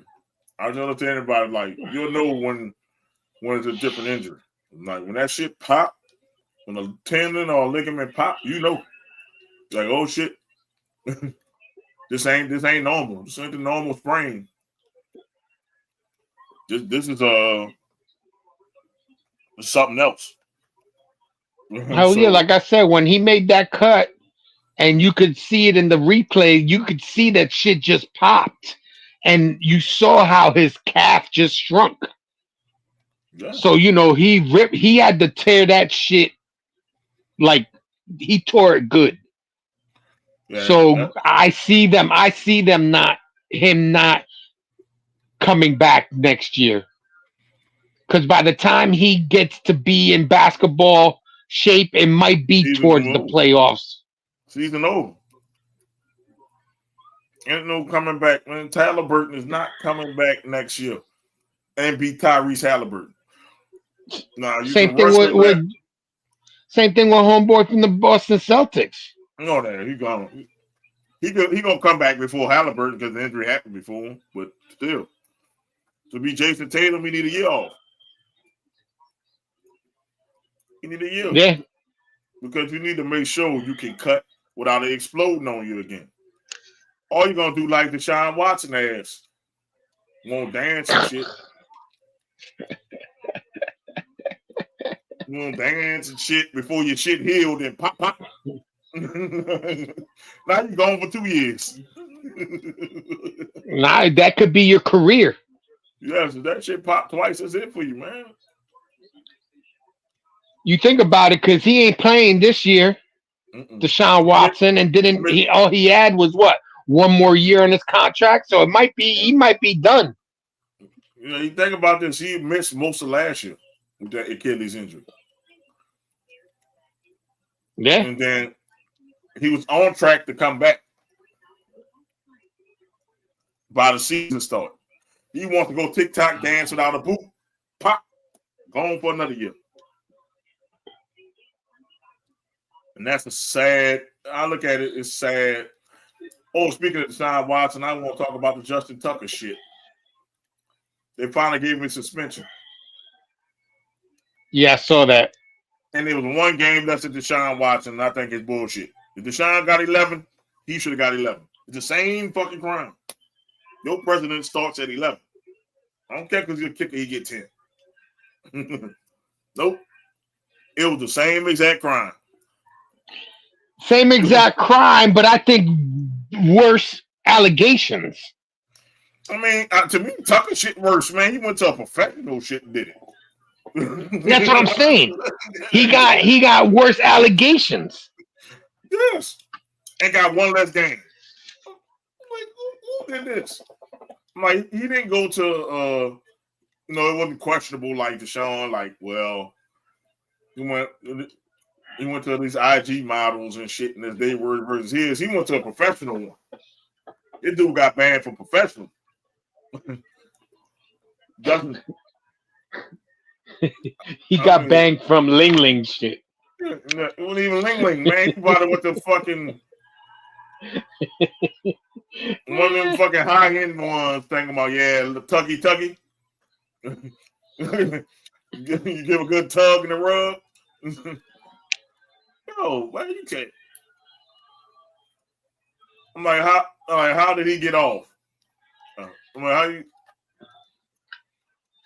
like, man, that was bad. If you read what Justin Tucker did, it was bad. But it was multiple times he went in there and got in trouble. He told you, all right, we're gonna let you out here with a warning because you Justin Tucker. Did he go back and do the same shit? Trying to get a tub. Oh, so he got caught twice. Multiple times. And then he only got in trouble for the one time. Yeah, it was multiple times. They banned him from multiple establishments. This man's habitual, like he's a habitual like tug getter. He like getting shit tugged on at massage parlors. That's crazy. But yet Deshaun Watson got one more game than him. Yeah. Like how? How can you explain it to me? How? Like the same exact thing.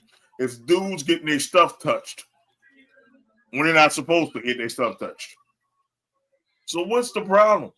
Like, so if you said doing this at a massage, getting massages illegally, is 11 games, then it's 11 games. And his shit was actually worse than Deshaun Watson, man. Yeah, I have to agree with you on that one. Only because of the allegations where he was touching as well. You know what I'm saying? Like he was thrown out of these establishments because he was going in for that fucking $2 fucky sucky. The thing is, he didn't go into the right establishment. He went to the ones in the hood with the lights on it that nobody goes by, that you never see cars in front of. Nah, you gonna go to Massage Envy and ask for that, man? Come on, man. These are professionals. I see if he did that to somebody who wasn't a professional. These are professional masseuses. He's talking about, you're gonna finish me off, you're gonna top me off. What kind of shit? You gonna top me? You gonna top me off? Top me off? Like it's a gas tank or something, man. You gonna top me off, bro? What you saying? That's Justin Top Me Off Tucker. Yep. The nickname Top Me Off. Oh, top me off, man. You gonna go up there. I just want to know, man, how I just want to know what they be thinking about, man. It's like, I guess the 22 women came out against Deshaun Watson, but none of them got found. He didn't get found guilty on none of them. None of them he found guilty. This man here is guilty. They kicked him out the establishment. They told him not to come back. The women for Deshaun Watson went back. They told him, get the fuck out. Don't come back. I think that's worse. In my book, that's worse. You got kicked out of a public establishment because you want your stuff pulled. What kind of shit? Well, that's effectively the end of his career, though. He ain't going. Year 10, ain't nobody gonna fucking sign him. If he was younger, maybe, because he wasn't a bad kicker. But now, 10 years, he's a 10-year vet. I don't know if anybody's gonna want to give him that chance. At least I know that Baltimore isn't gonna give him that chance. They even found him a new kicker already. And then you got let's see. You might have a playoff needy team that needs a kicker. That might say come in for a game. You're right. Could be something like that. Or he blacklisted himself from the NFL. I mean, he better have that same backlash that Deshaun Watson had. If we about protecting women, right? That was the biggest thing, right? We protecting women from predators, right? This dude is a predator. I want that when he come back. I want that same energy. I want that same cancel him, get rid of him. He should lose his career energy y'all have with Deshaun Watson. If not, I know what it's about then. If I don't have no bounce to that same energy, I know what we it's about. already know what it's about because he got one game less than Deshaun Watson did. Yeah, we know. I know. People don't want people thinking you stupid, man. I'm like, I just want this for the people who say, oh no, it ain't like that. If I don't hear y'all same people cry, bitch, moan about him playing like y'all did for Deshaun Watson. Oh, he needs to be in jail. Oh, he needs to be in jail. That is assault. That is sexual assault. Yeah, basically, if you think about it, if he got thrown out of places, what proof did they have of what Deshaun Watson did? That he went and got massages? Yeah, it was hearsay. Well, Deshaun Watson, this was a legit establishment he got kicked out of. But they're gonna turn around and say it was hearsay. Nobody else was in that room to say exactly what happened. It had to be real, bro, for them to kick you out. Because if it wasn't hearsay, why did they just change the masseuse? That's what I'm saying. Well, why didn't they change the masseuse if it's hearsay? No, it wasn't hearsay. He went in there, thought it was Ling Ling, and said, you know what? Tuggy, $5. Grab this. Oh no, you ain't finished this massage. I got one more massage for you. That's what he doing.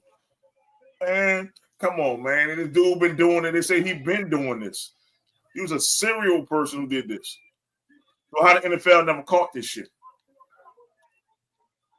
What took them so long? Because I think you know why? Because I bet you these teams, and it was the Ravens were fucking policing that shit.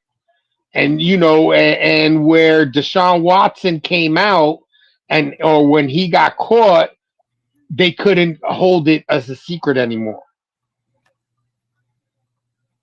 So eventually somebody opened their mouth. Yeah, I think the lady spoke out. But this is my thing. Even if they did speak out, would it have been a bigger deal? No, I guarantee you wouldn't have been. Because he's a kicker and he's white. Let's call it what it is. Deshaun Watson is the quarterback who just got the richest contract in history at the time.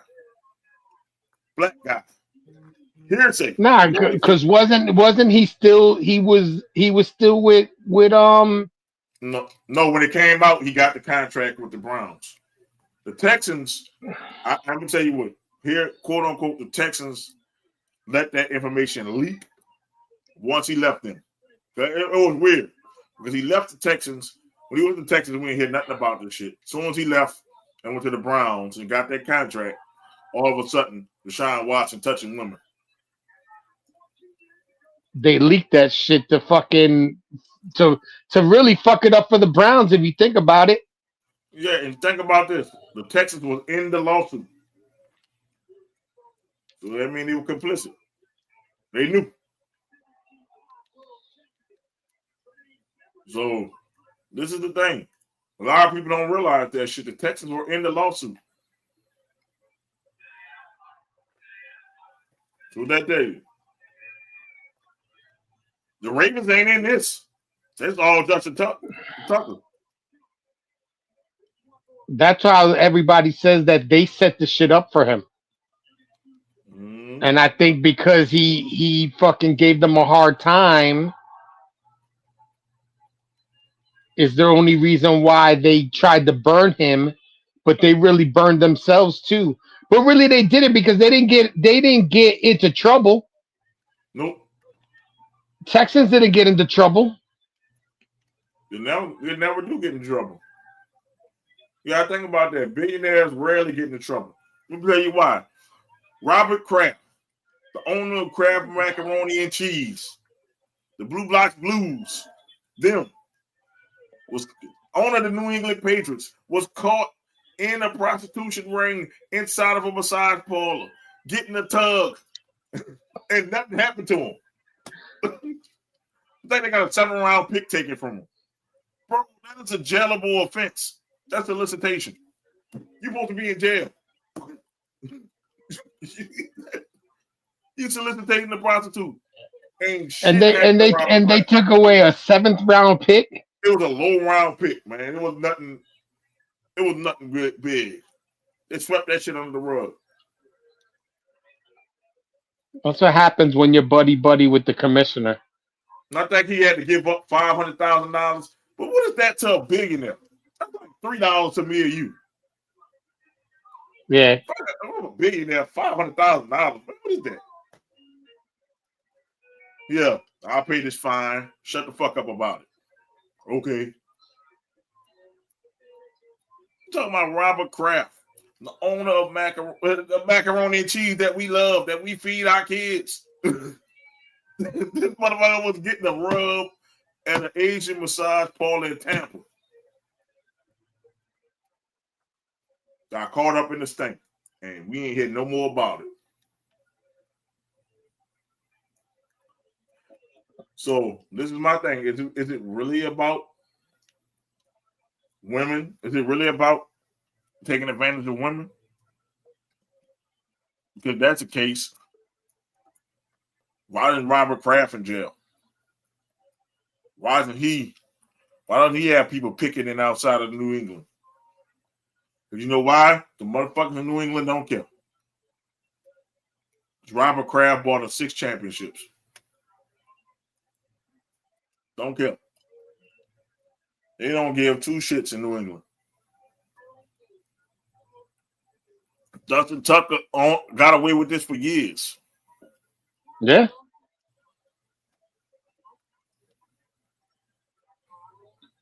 But this is my thing, the hypocrisy in the NFL, man. The hypocrisy in the NFL needs to be checked. Is this going to be if we all about protecting women, as y'all say? As they say this is all about protecting women and women's rights and all that stuff, then we need to be straight across the board. If 11 games was the standard, and 11 games for everybody, and if it's more egregious than the next, go up. Like if somebody got hurt or beat or some shit like that, then go up. But 11 games should be the minimum. Because I want to know how his worse. He did his shit in a public forum.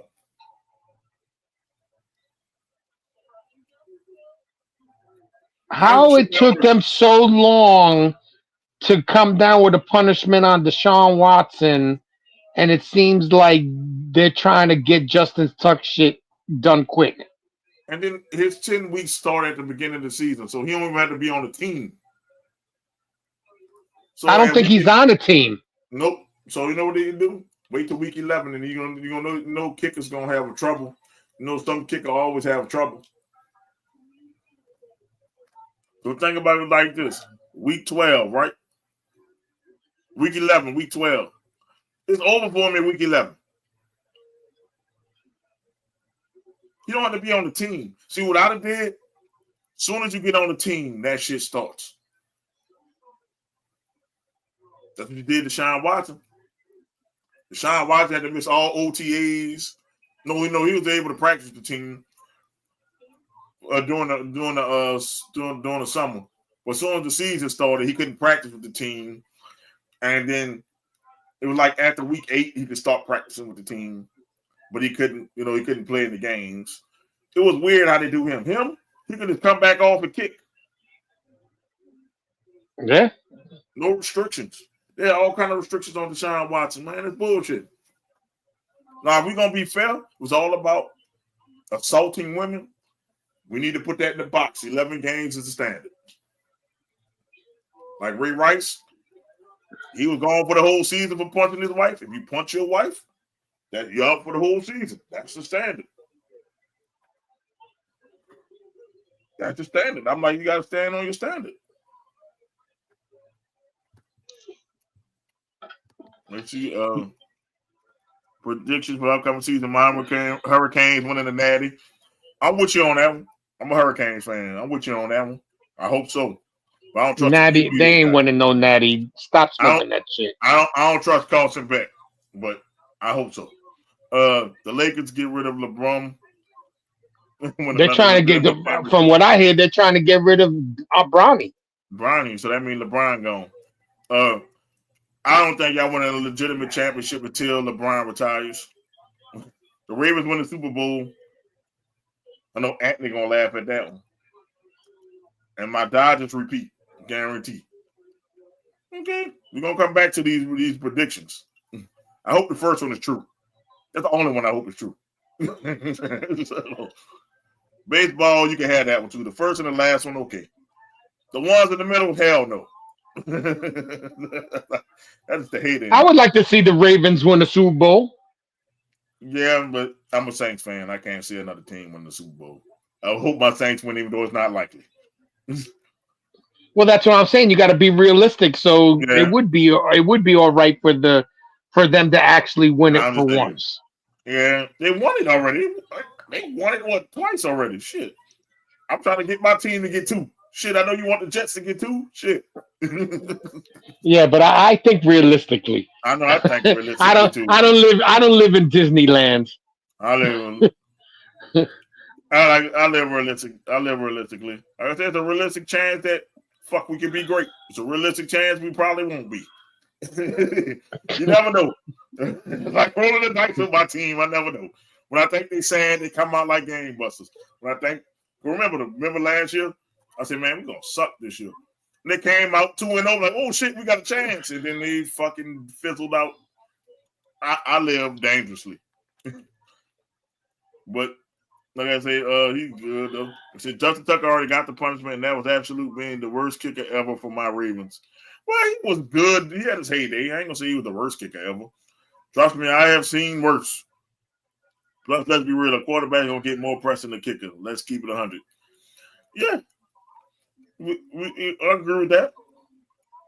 Well, it was also that Deshaun Watson was considered top 3. Yeah, he was top 3 when that happened. But my thing is, we're gonna be fair about it. Let's keep it a buck, though. Keep it fair. I agree with you. That's bad.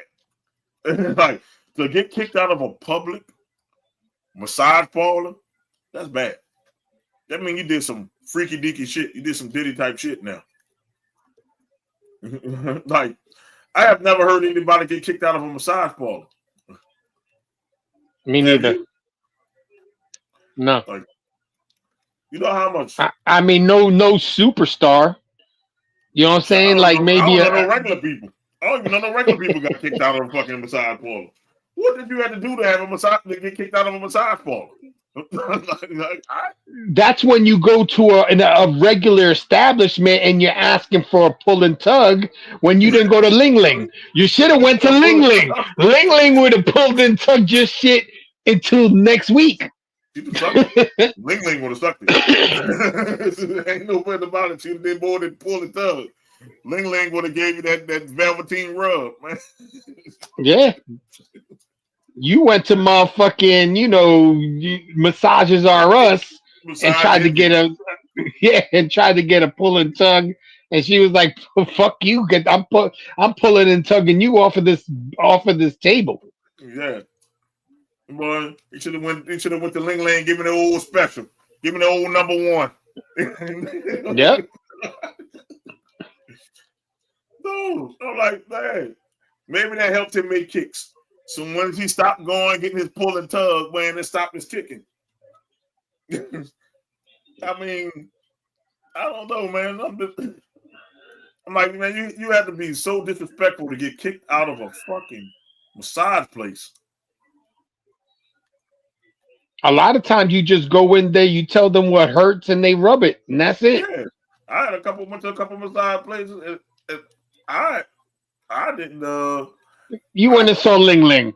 And with no Ling Ling. I'm scared. Scared to go to Ling Ling. I can't have no 60-year-old woman pulling and tugging on me, man. It's crazy. I know some dudes who went to Ling Ling. I know some dudes who went there. I'm talking about that old 60-year-old pulling and tugging on them and say, God bless you, brother.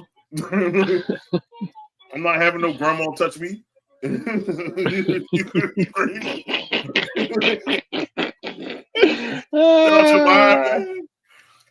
I look down, that's somebody grandma pulling and tugging. Man, hell no, I'm good. You want to rub? No. I don't want to rub. I'm good. If you can't see inside, I'm not going in. That's the best way I can tell you. Yeah, if you got fucking neon lights fucking blinking, nah. Yeah, I still believe the Texans sabotaged Watson's career for demanding the trade, so they used the ammunition knowing his likeness to massage parlors.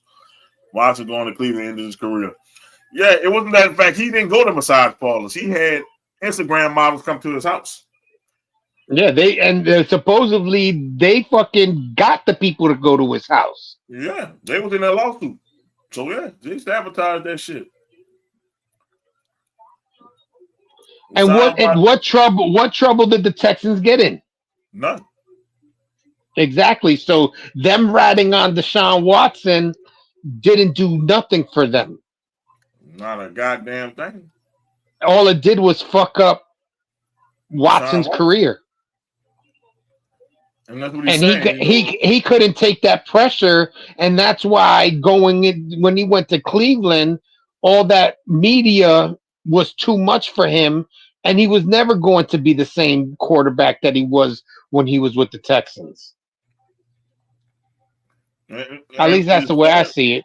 It's sad that the team probably hooked that shit up and hooked him up with the women that rub and tugging. Yep. Well, he don't like to get rubbed and tugged. He like the other stuff played with.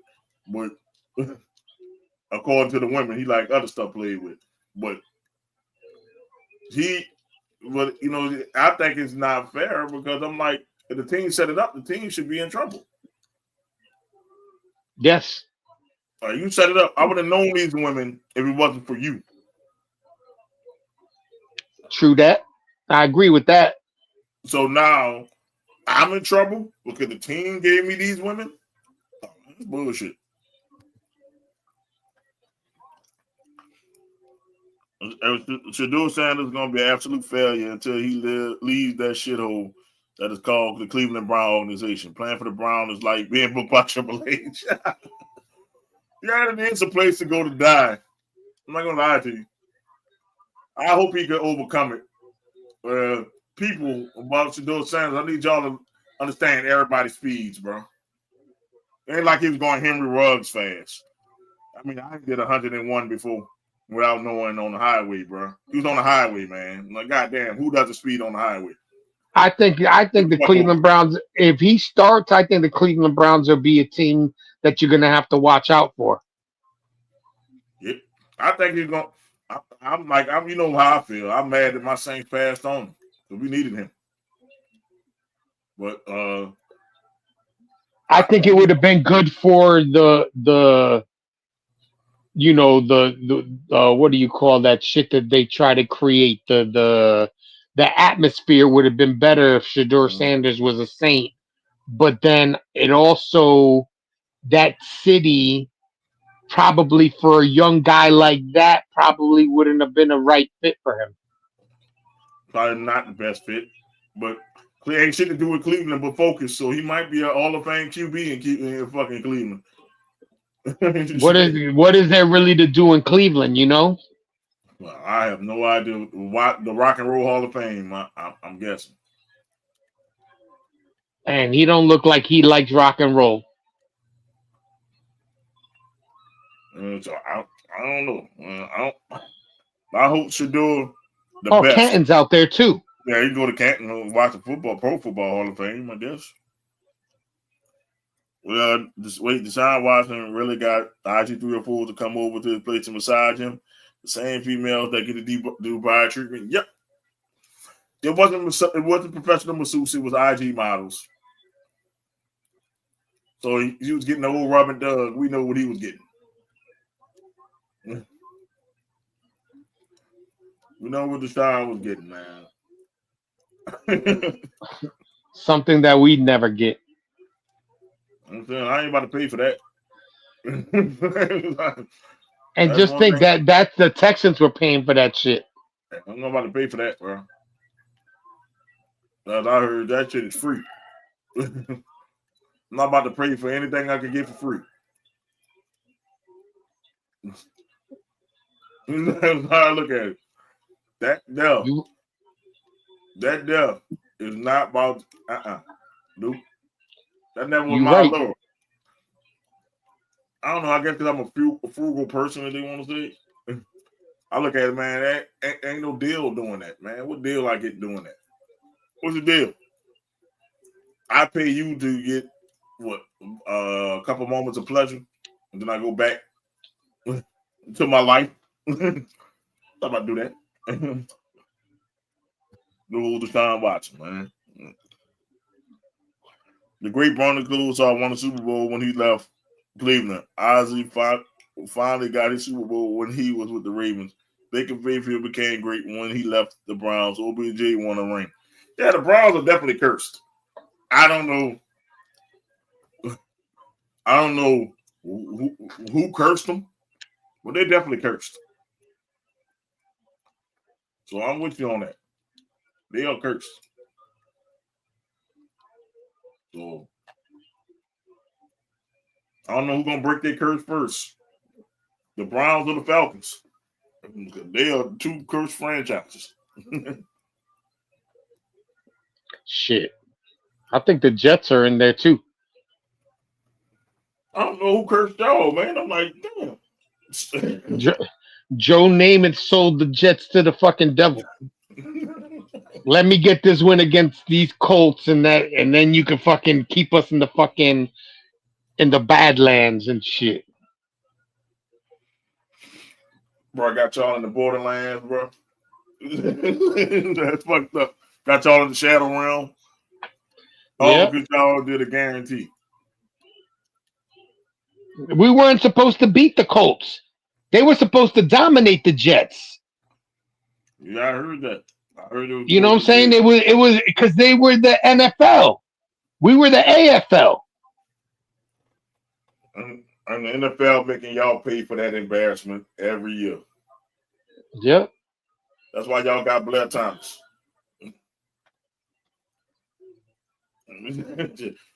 Man, but y'all been drafting well, though. I'm not gonna shit on you. Y'all been doing y'all thing. Y'all been drafting well. We drafted well because what's his name is actually was a good fucking GM.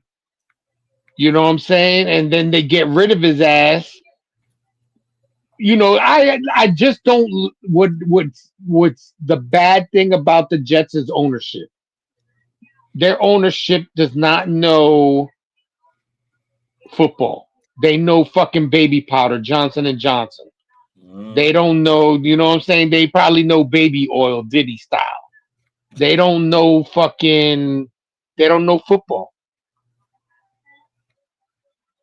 That's a damn I don't know. That's a damn shame. I think the Jets will be better when they sell, and they're not gonna sell. They just bought some soccer team or something like that in one of those European joints. They gonna suck like them too? Never know. Like I said, they jinxed. If we jinxed, they jinxed. Oh man. You know about beauty products and shit like that. You don't know about sports. I don't get it.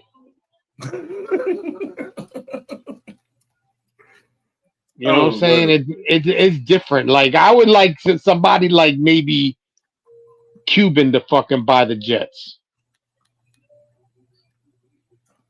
He's one that I know he won't do it because I think that's why he noticed the reason why he sold the Mavericks was because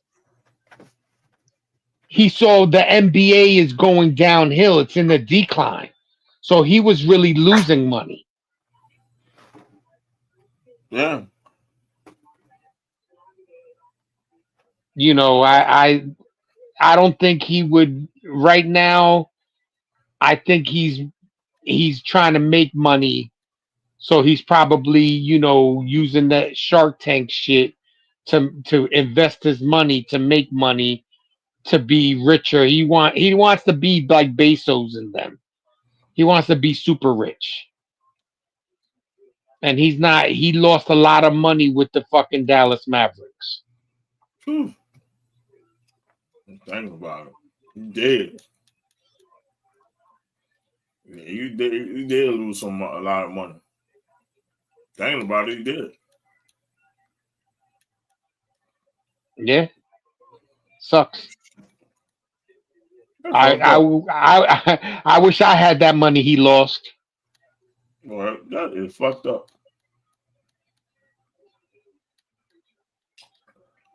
Let me see, man. Let me see what else she wrote. She ready to wrote. All right, here you go.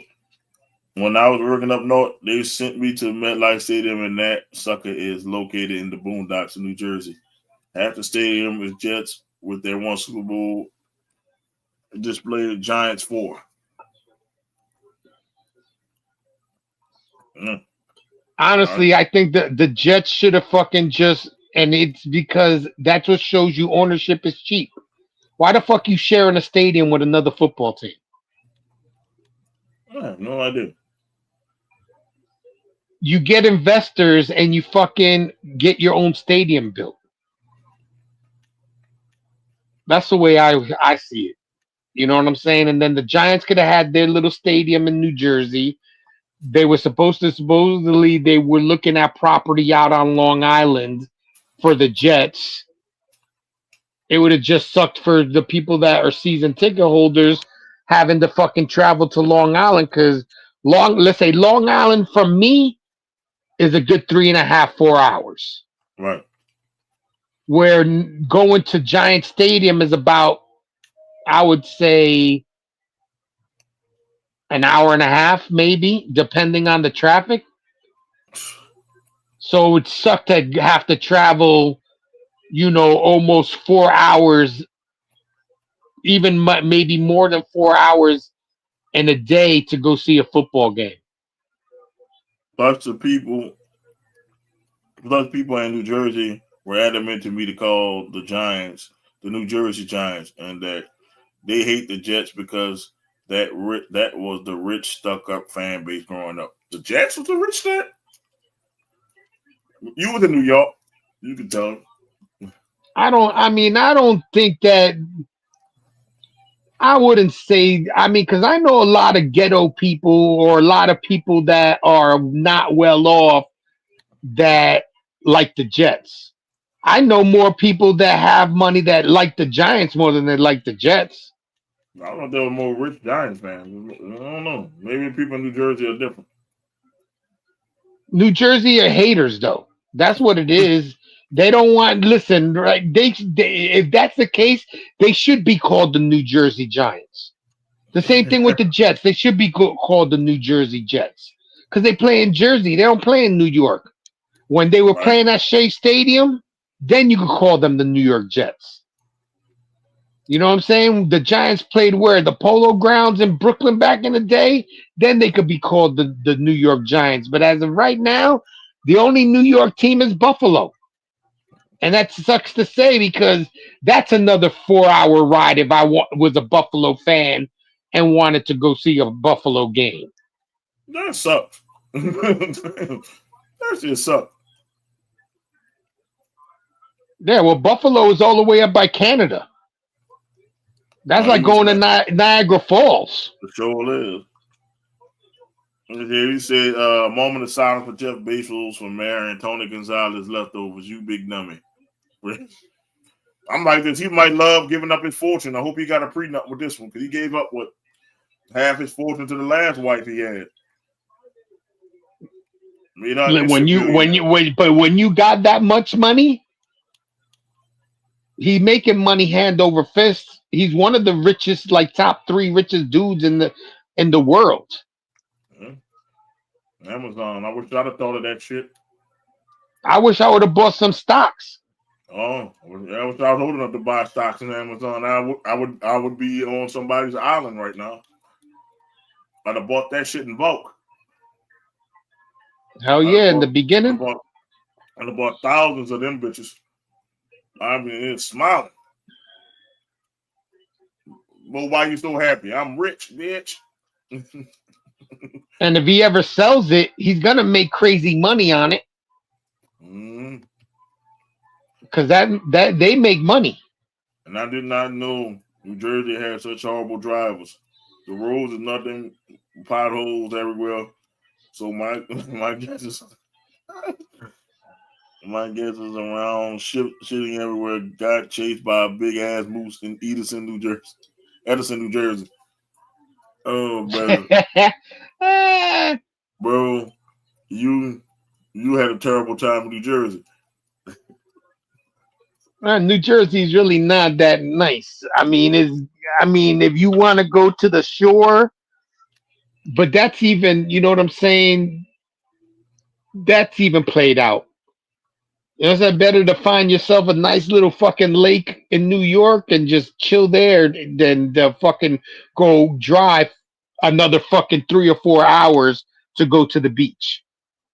And those beaches aren't as clean as they used to be.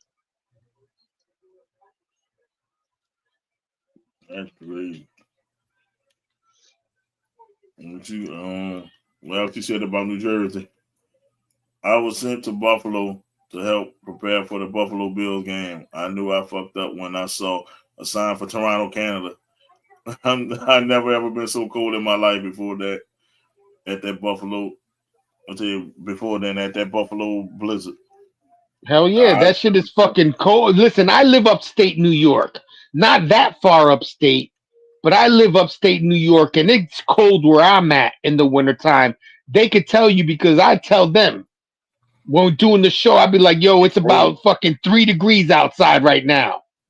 Think about Buffalo is like 20 degrees less than that, if not more.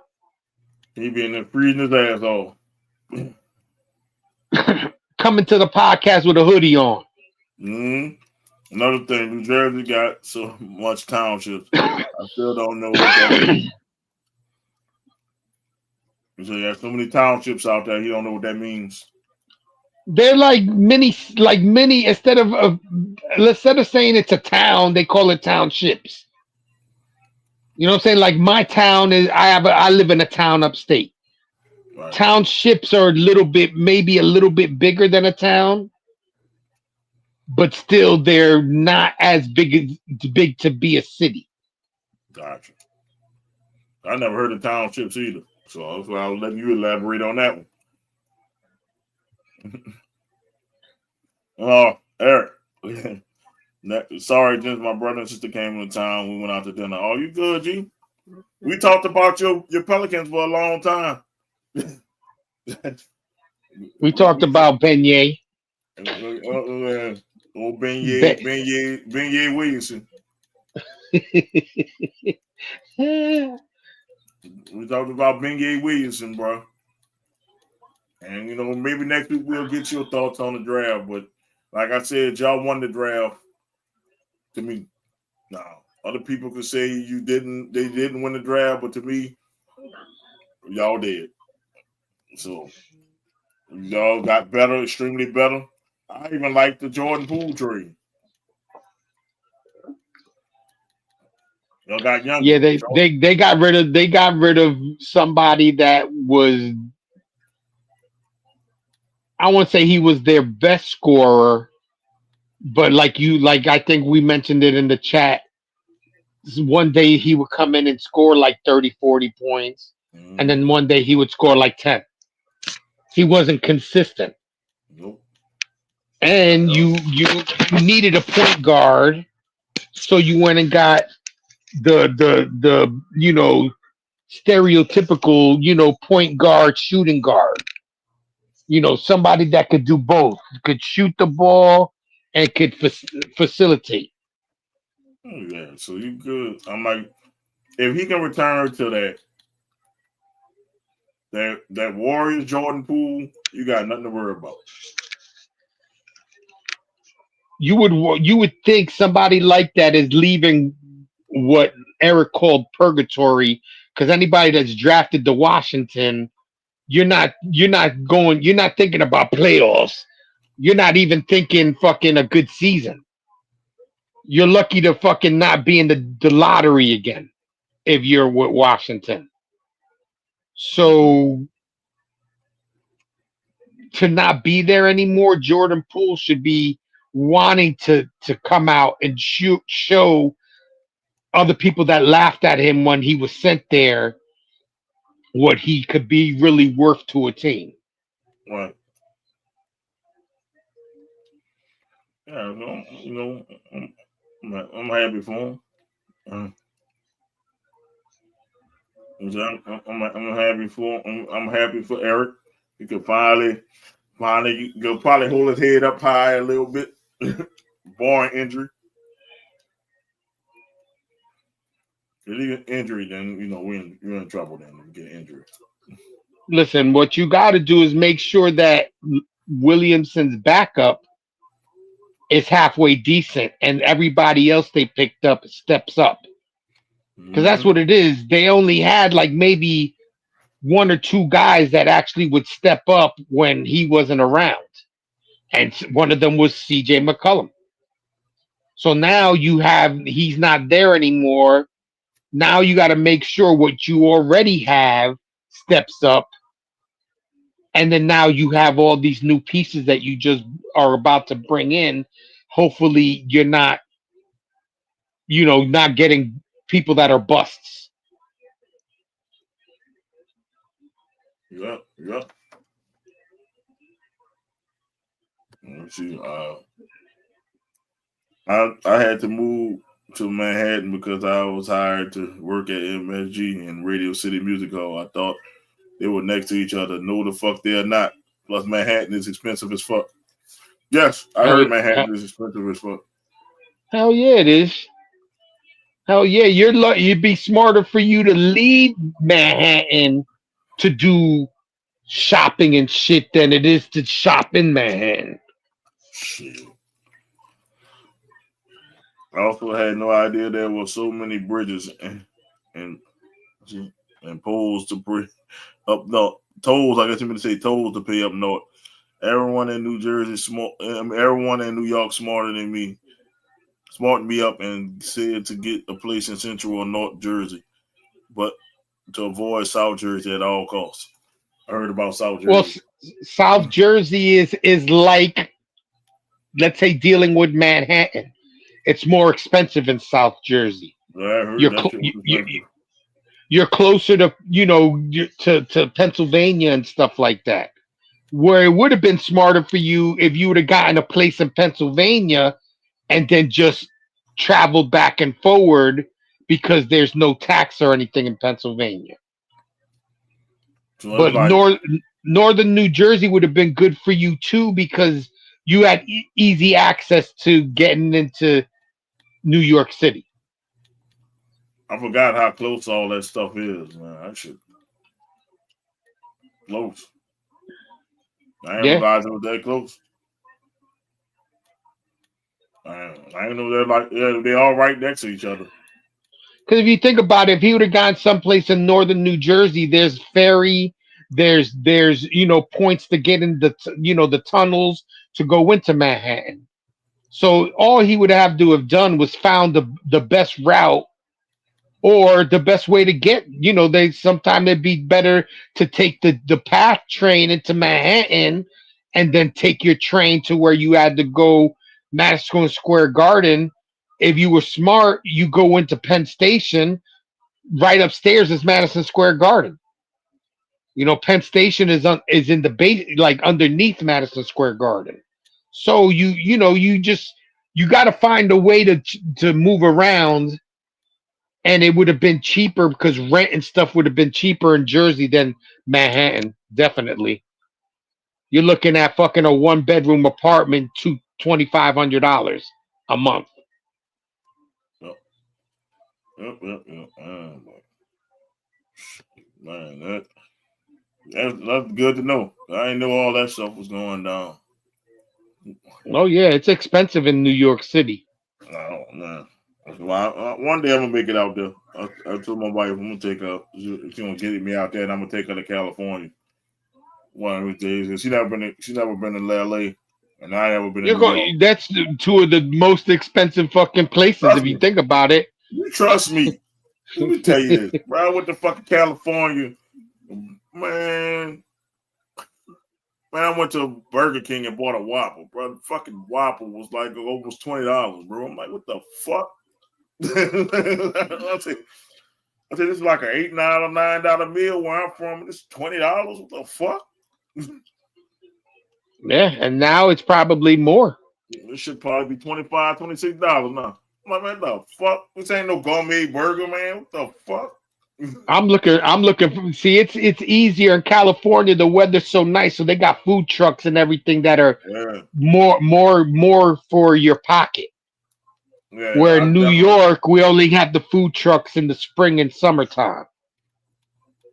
love me a good food truck. We be having food trucks out here. Loving me a good food truck. Because shit too expensive, man. I told her, hey, I'm gonna take her to LA one year, and then I never been to New York. She said, please go in the fall. Do not try to go in the winter. Oh yeah, you already know how it is up here when I talk about the fucking winter time. Boy, I fucked around with Chicago in the winter. boy, never again. That's worse than here because they get the lake effect. They got that wind. That the wind felt like razors cutting me, man. I'm like, shit. I wonder why everybody has coughs all over their face and shit. I go out barefaced. Man, I and ran to the car. Nope. I don't want to go out no more. Nope. I'm staying in the hotel for the week. Man, shit felt like my face was getting cut. I had like 7 layers of clothes on, bro. I put on every pair of clothes I bought with me. I put on and still was cold, bro. Like, fuck that. Y'all can have that shit. Nope. You better buy that battery operated shit that fucking keeps your ass warm. I got that. That shit don't keep me warm in New Orleans, so I know that shit ain't gonna keep me warm there.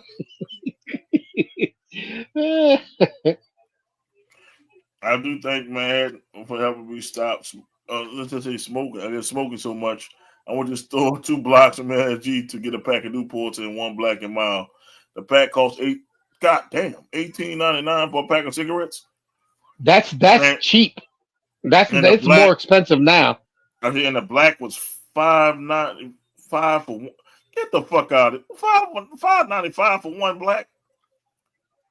God, yeah. Damn. I see why. That's why I'm saying it's cheaper.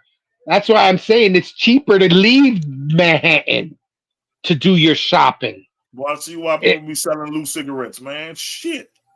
Yeah, but loose cigarettes back in the day when I was a kid, loose cigarettes were 25 cents. Loose cigarettes now are like $1.50. Oh, boy. For 1 cigarette. Boy, fuck out of here, boy. Good thing I don't smoke. That's an expensive habit. I was born in South Florida and raised in Inglewood / Hawthorne, California. That experience up north, I will never forget. Prudential Center in Newark, walk down the street and you basically in the jungle. Oh yeah, that's right in Newark. That's why. He's absolutely right. That Newark that's jungle. That's bad news. If you don't know the neighborhood, that could be bad news. In Newark, I heard about Newark, New Jersey, man. I don't want to go there. That's all I know. That's all I know. And I'm from a place that people say they don't want to go to. I heard about Newark, New Jersey. Nah, I'm good, bro. Y'all got that. Like I wouldn't want to go to fucking Baltimore either.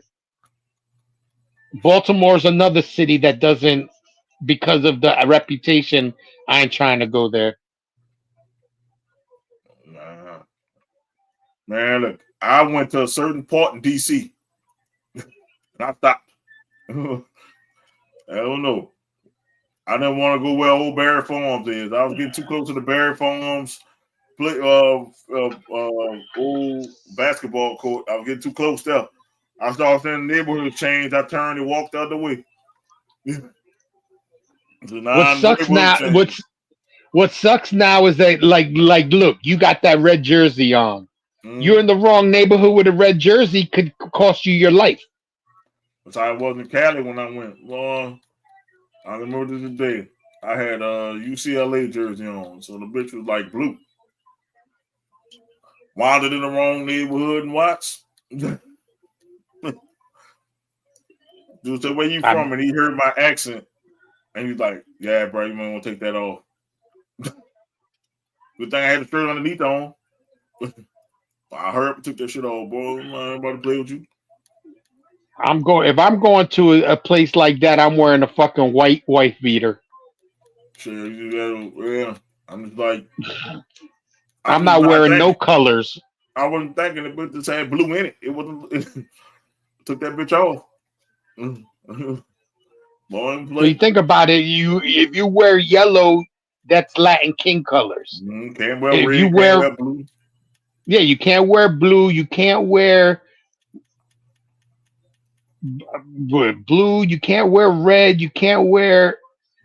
Probably there's a lot of motherfucking colors you can't wear. Bro, you can't even wear certain sports teams. Like I found out I have to wear this Saints hat because it has Louisiana on. I can't wear a regular Saints hat because that's another gang wears that emblem. You can't wear a Mariners hat or you're in the Roller 60s. You can't wear this hat. Can't wear that hat. Well, fuck all that. I learned that in Vegas. Dude told me I gotta take my Bulls hat off. I'm like, for what? Take that hat off. You say because it might be gang related. No, take it off. No, you gotta wear like a Nike hat. Or I could wear this hat. My Venom and Smoke hat. But I can't wear anything that is like a sports team hat in Vegas. Yeah. They have like a place where you can check your hat in. Here you go. You put your name inside the hat. There you go. You come back and get your hat when you leave. I'm like, damn, you gotta take your hat off. Yeah, you gotta take your hat off. So even in places like Vegas, man, I tell people you gotta be safe, you gotta be careful. Yeah, you gotta watch who you fuck with, what you're doing, what colors you're wearing, what you're saying that comes out of your mouth. You gotta watch all that shit. Yeah. Anywhere you go though, bro. That's true. Let me describe driving to Jersey. What you see while driving: a gas station, a liquor store, Dunkin' Donuts, Verizon, Denny's, or IHOP, and hotels. Damn, that shit don't sound fun. White Castle. They got White Castle down there too. Oh man, that don't sound fun. Well, northern New Jersey, that's where all the malls and shit are. You know what I'm saying? On Route 17, they got you're and he's pretty much right. You drive down this road, it's like a highway, and on the sides all you see is Dunkin' Donuts, gas stations. And here in New Jersey, you don't pump your own gas, they pump it for you. That's crazy. They don't? No, they don't let you pump your gas. Oh shit. Why don't let you pump your gas? That's weird. To me, I think it's because a lot, especially on that road, if you're not paying attention, a lot of people fill up their car and they jump in their car and they're out. So this way, they're the ones pumping your shit. They ain't getting ripped off. And I think that's where that came from. That's crazy. But he's right. They got Dunkin' Donuts everywhere, Verizon shops everywhere, Denny's and IHOPs. Well, I would love it out there for Verizon. That's who I have. So I would love it out there for them. Oh, any carrier that you can have is going to be good in New Jersey, New York, because there's towers and shit everywhere. Like I use what do you call it? What's the name of the fucking my service? Boost. In New York City, Boost is like as good as Verizon and everybody else. I get like it's high powered when I'm in the city. Up here, it depends where I go. Right. I might lose service here and there. And well, man, we come to the show, and we got 3 hours. We're gonna go to shout outs. Let's Razor got anything to say. Anything else to say? We can go ahead on the shout outs. All right, shout you out definitely. Good show like always. NFL is right around the corner, so the shows will become a lot more interesting. We'll get back into fantasy football and our pick'ems. You know, Hopefully you get your uh, trophy. hopefully, I get my trophy sometime in the next year or two. So at least I could display this shit, so I could be like, look, I'm the fucking champ. Oh man. I'm coming out to avenge my shit Yeah, to try to have it for 2 years in a row. yeah. I'm trying to stop Eric. Eric be getting a little cocky with himself. He got he had some bad people and bad picks that caught up to him. So I was I on your hope that tail too. I finished second. I was on your yeah. tail. Izzy too, but Izzy talk shit, got shit. He wasn't defending his championship. I'm trying to defend mine. Thanks to everybody that commented and showed up and showed love. Tell a friend to tell a friend, and hopefully we get into the busier part of sports coming up here. Oh, it's coming up. Oh yeah. He said, "Shout out to the downfall of the Triple H era." Man, you gonna tell me you're gonna be watching Night of Champions? We know you're gonna be watching Night of Champions. We got you. Even though it's gonna be morning time or afternoon time for us, we know you're gonna be watching Night of Champions. Yeah, what time does it start? And Like 12, like 12 man, in my time, so about 1 years, I think. Something like that, or 12 your time or 11 mine. I don't know. Let me go check. If I missed it, I'll miss it. I don't know. Time. It's gonna be 1 p.m. your time. 12 my time. all right. At least I know, so this way You gonna now I watch know. both. Are you talking about you gonna watch both? See, you can watch the Night of Champions early, and you can watch UFC late. Yeah, that's very true. That's what I'll be doing. It ain't conflicting with you. I'm doing that because you hate Triple H.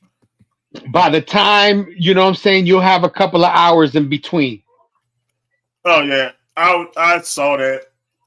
I didn't really care because he's washed. Deontay Wilder, he's washed. And then, Oh, here's I a was I was the biggest Wilder fan. Oh, I didn't know there was boxing on tonight. No, I was a Wilder fan.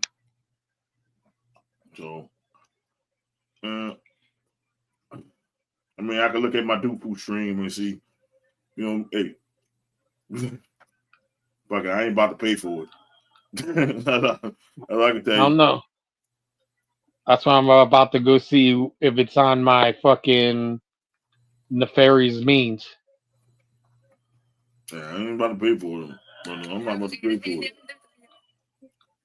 Yeah, I'm definitely not about to pay for it. Oh yeah, it's on. He's fighting some guy named Herndon. Yeah. If he don't win, he need to retire. Bitch ass Jake Paul is fighting this weekend, and I don't care about that shit either. That's tomorrow. Yeah, I don't care about that shit either. That hit my heart the last time I watched Jake Paul, man. Watching Mike Tyson act like that, man. Mike Tyson get his brains beat in like that. That's funny. If you turn it on right now, they're announcing him to fucking get in the ring now. Oh, Deontay Wilder.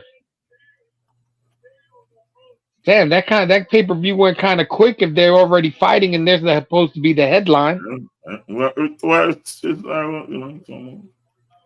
it's almost the time. Breaking news: Deontay Wilder got knocked out by Augusta Win. Shout out to all the 2 titles being defended on WWE PLE. It was called Night of Champions. Well, you got to think about it. I don't think a lot of people made it to the pay per view. Yeah, a lot of people got to realize that shit. A lot of people got to realize a lot of people didn't make it to the pay per view because nobody wanted to go there. A lot of people that are at the pay per view is because they went early. Mm-hmm. It's over for it. Which, if you think about it, if you watch SmackDown, there's a lot of people there. Because what championships are tomorrow? U.S. and somebody else. I know it's the Solo Sikoa against Jacob. Yeah. They should have left the Julia and what's her name should have been for tomorrow as well. Because what's her name? You know what's her name lost, right? Oh. Selena Vega. Yeah, I think that happened already.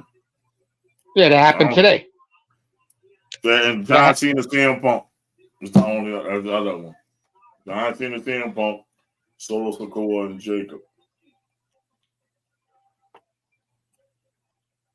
I forgot all about John Cena and CM Punk.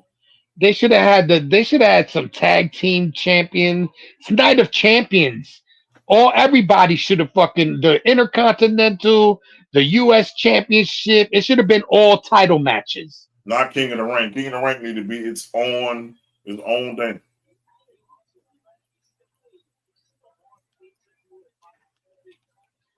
It's King of the Ring is a title. So it should have been the female American or the United States, the male United States, the female Intercontinental, the male Intercontinental. That's 4 right there. Then you have both the world championships. That's it. That's all you need. And then a tag team. Yeah, that's it. That would have put you at what, 7 matches? My thing is, you need to get rid of. You need to put King of the Ring. Need to be its own thing. Need to be its own pay per view like it used to be. When I used to have the tournament matches in the whole pay per view used to be a tournament.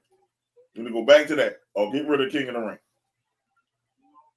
Yeah, I don't like the fact that it's like they're doing it to fill up the TV shows. It's just stupid. It's stupid.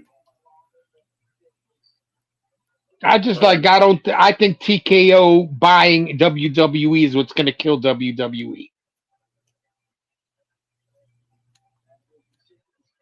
Because eventually they're losing money, so they're trying to cut all these high paid people. And where are they going to end up? They're going to end up in AEW, and it's going to be like back in the day when AEW, WW or WCW took all the people that WWE got rid of and started whooping their ass in the ratings. Mm-hmm.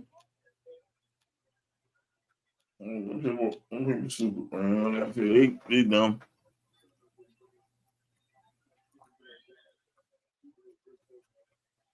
Who's this bum that Wilder's fighting? Some bum. That's why I'm not even worried about it. I'm not going to waste my time watching. Y'all let me know.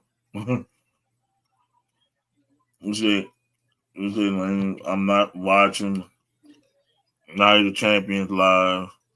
The Woman IC title happened already, Eric. Yeah, that was tonight. No, that was the US. I'm sorry. The Woman IC title, I think they're having a match. The Women IC title not happening. No, because they just changed hands. Yeah, and they had the fight on Raw. Yeah, it's not happening. If Triple H was booking Mark Henry, Bobby Lashley, Daniel Bryan, AJ Styles would never have been world champions. Nor all the champions wanted to go. Yeah, none of the champions wanted to go with that shit. Here's a rank. Yep, you're right. WWE has definitely disrespected the tag team division for decades. TKO already has won the UFC. Dana White is already not into MMA. He's more now associated with boxing now. Yeah, so he's still getting paid no matter what. I don't think he cares. I don't think he cares. That's one person who I don't think he give a damn.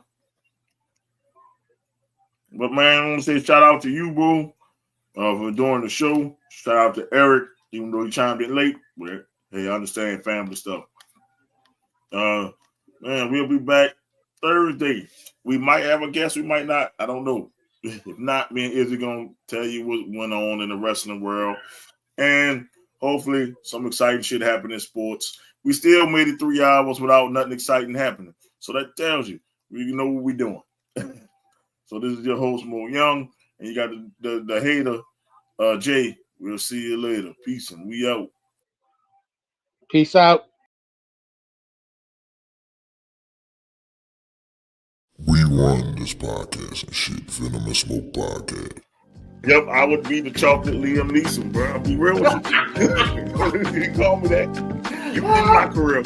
I got a special set of skills. I'm gonna call Pops up. Pops, load up the van.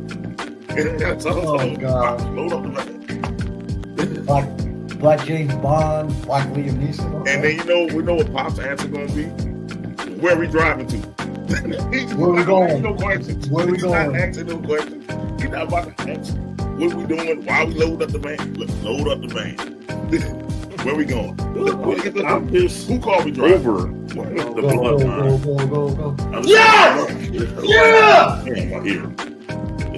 Yeah! Izzy is watching baseball right now. The Mets must have. Pete Alonso, baby! He must have did something great. Pete Alonso, 3-run homer! Yeah! He was making a lot of Bullet Club references a month ago, so you might get Bullet Club versus Bloodline, and it will be horrendous. I mean, you got all the members of the Bullet Club minus Omega and the Young Bucks. That makes the dance. All right, Doc, you should have a pick by now, Doc.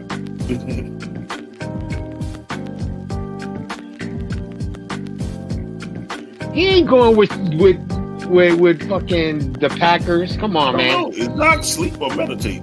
You all right? He sleep. Stop. No, Stop. He sleep. He sleep. Stop. he put his hood on so he could look like Darth Vader. He sleep. A quick fucking statement.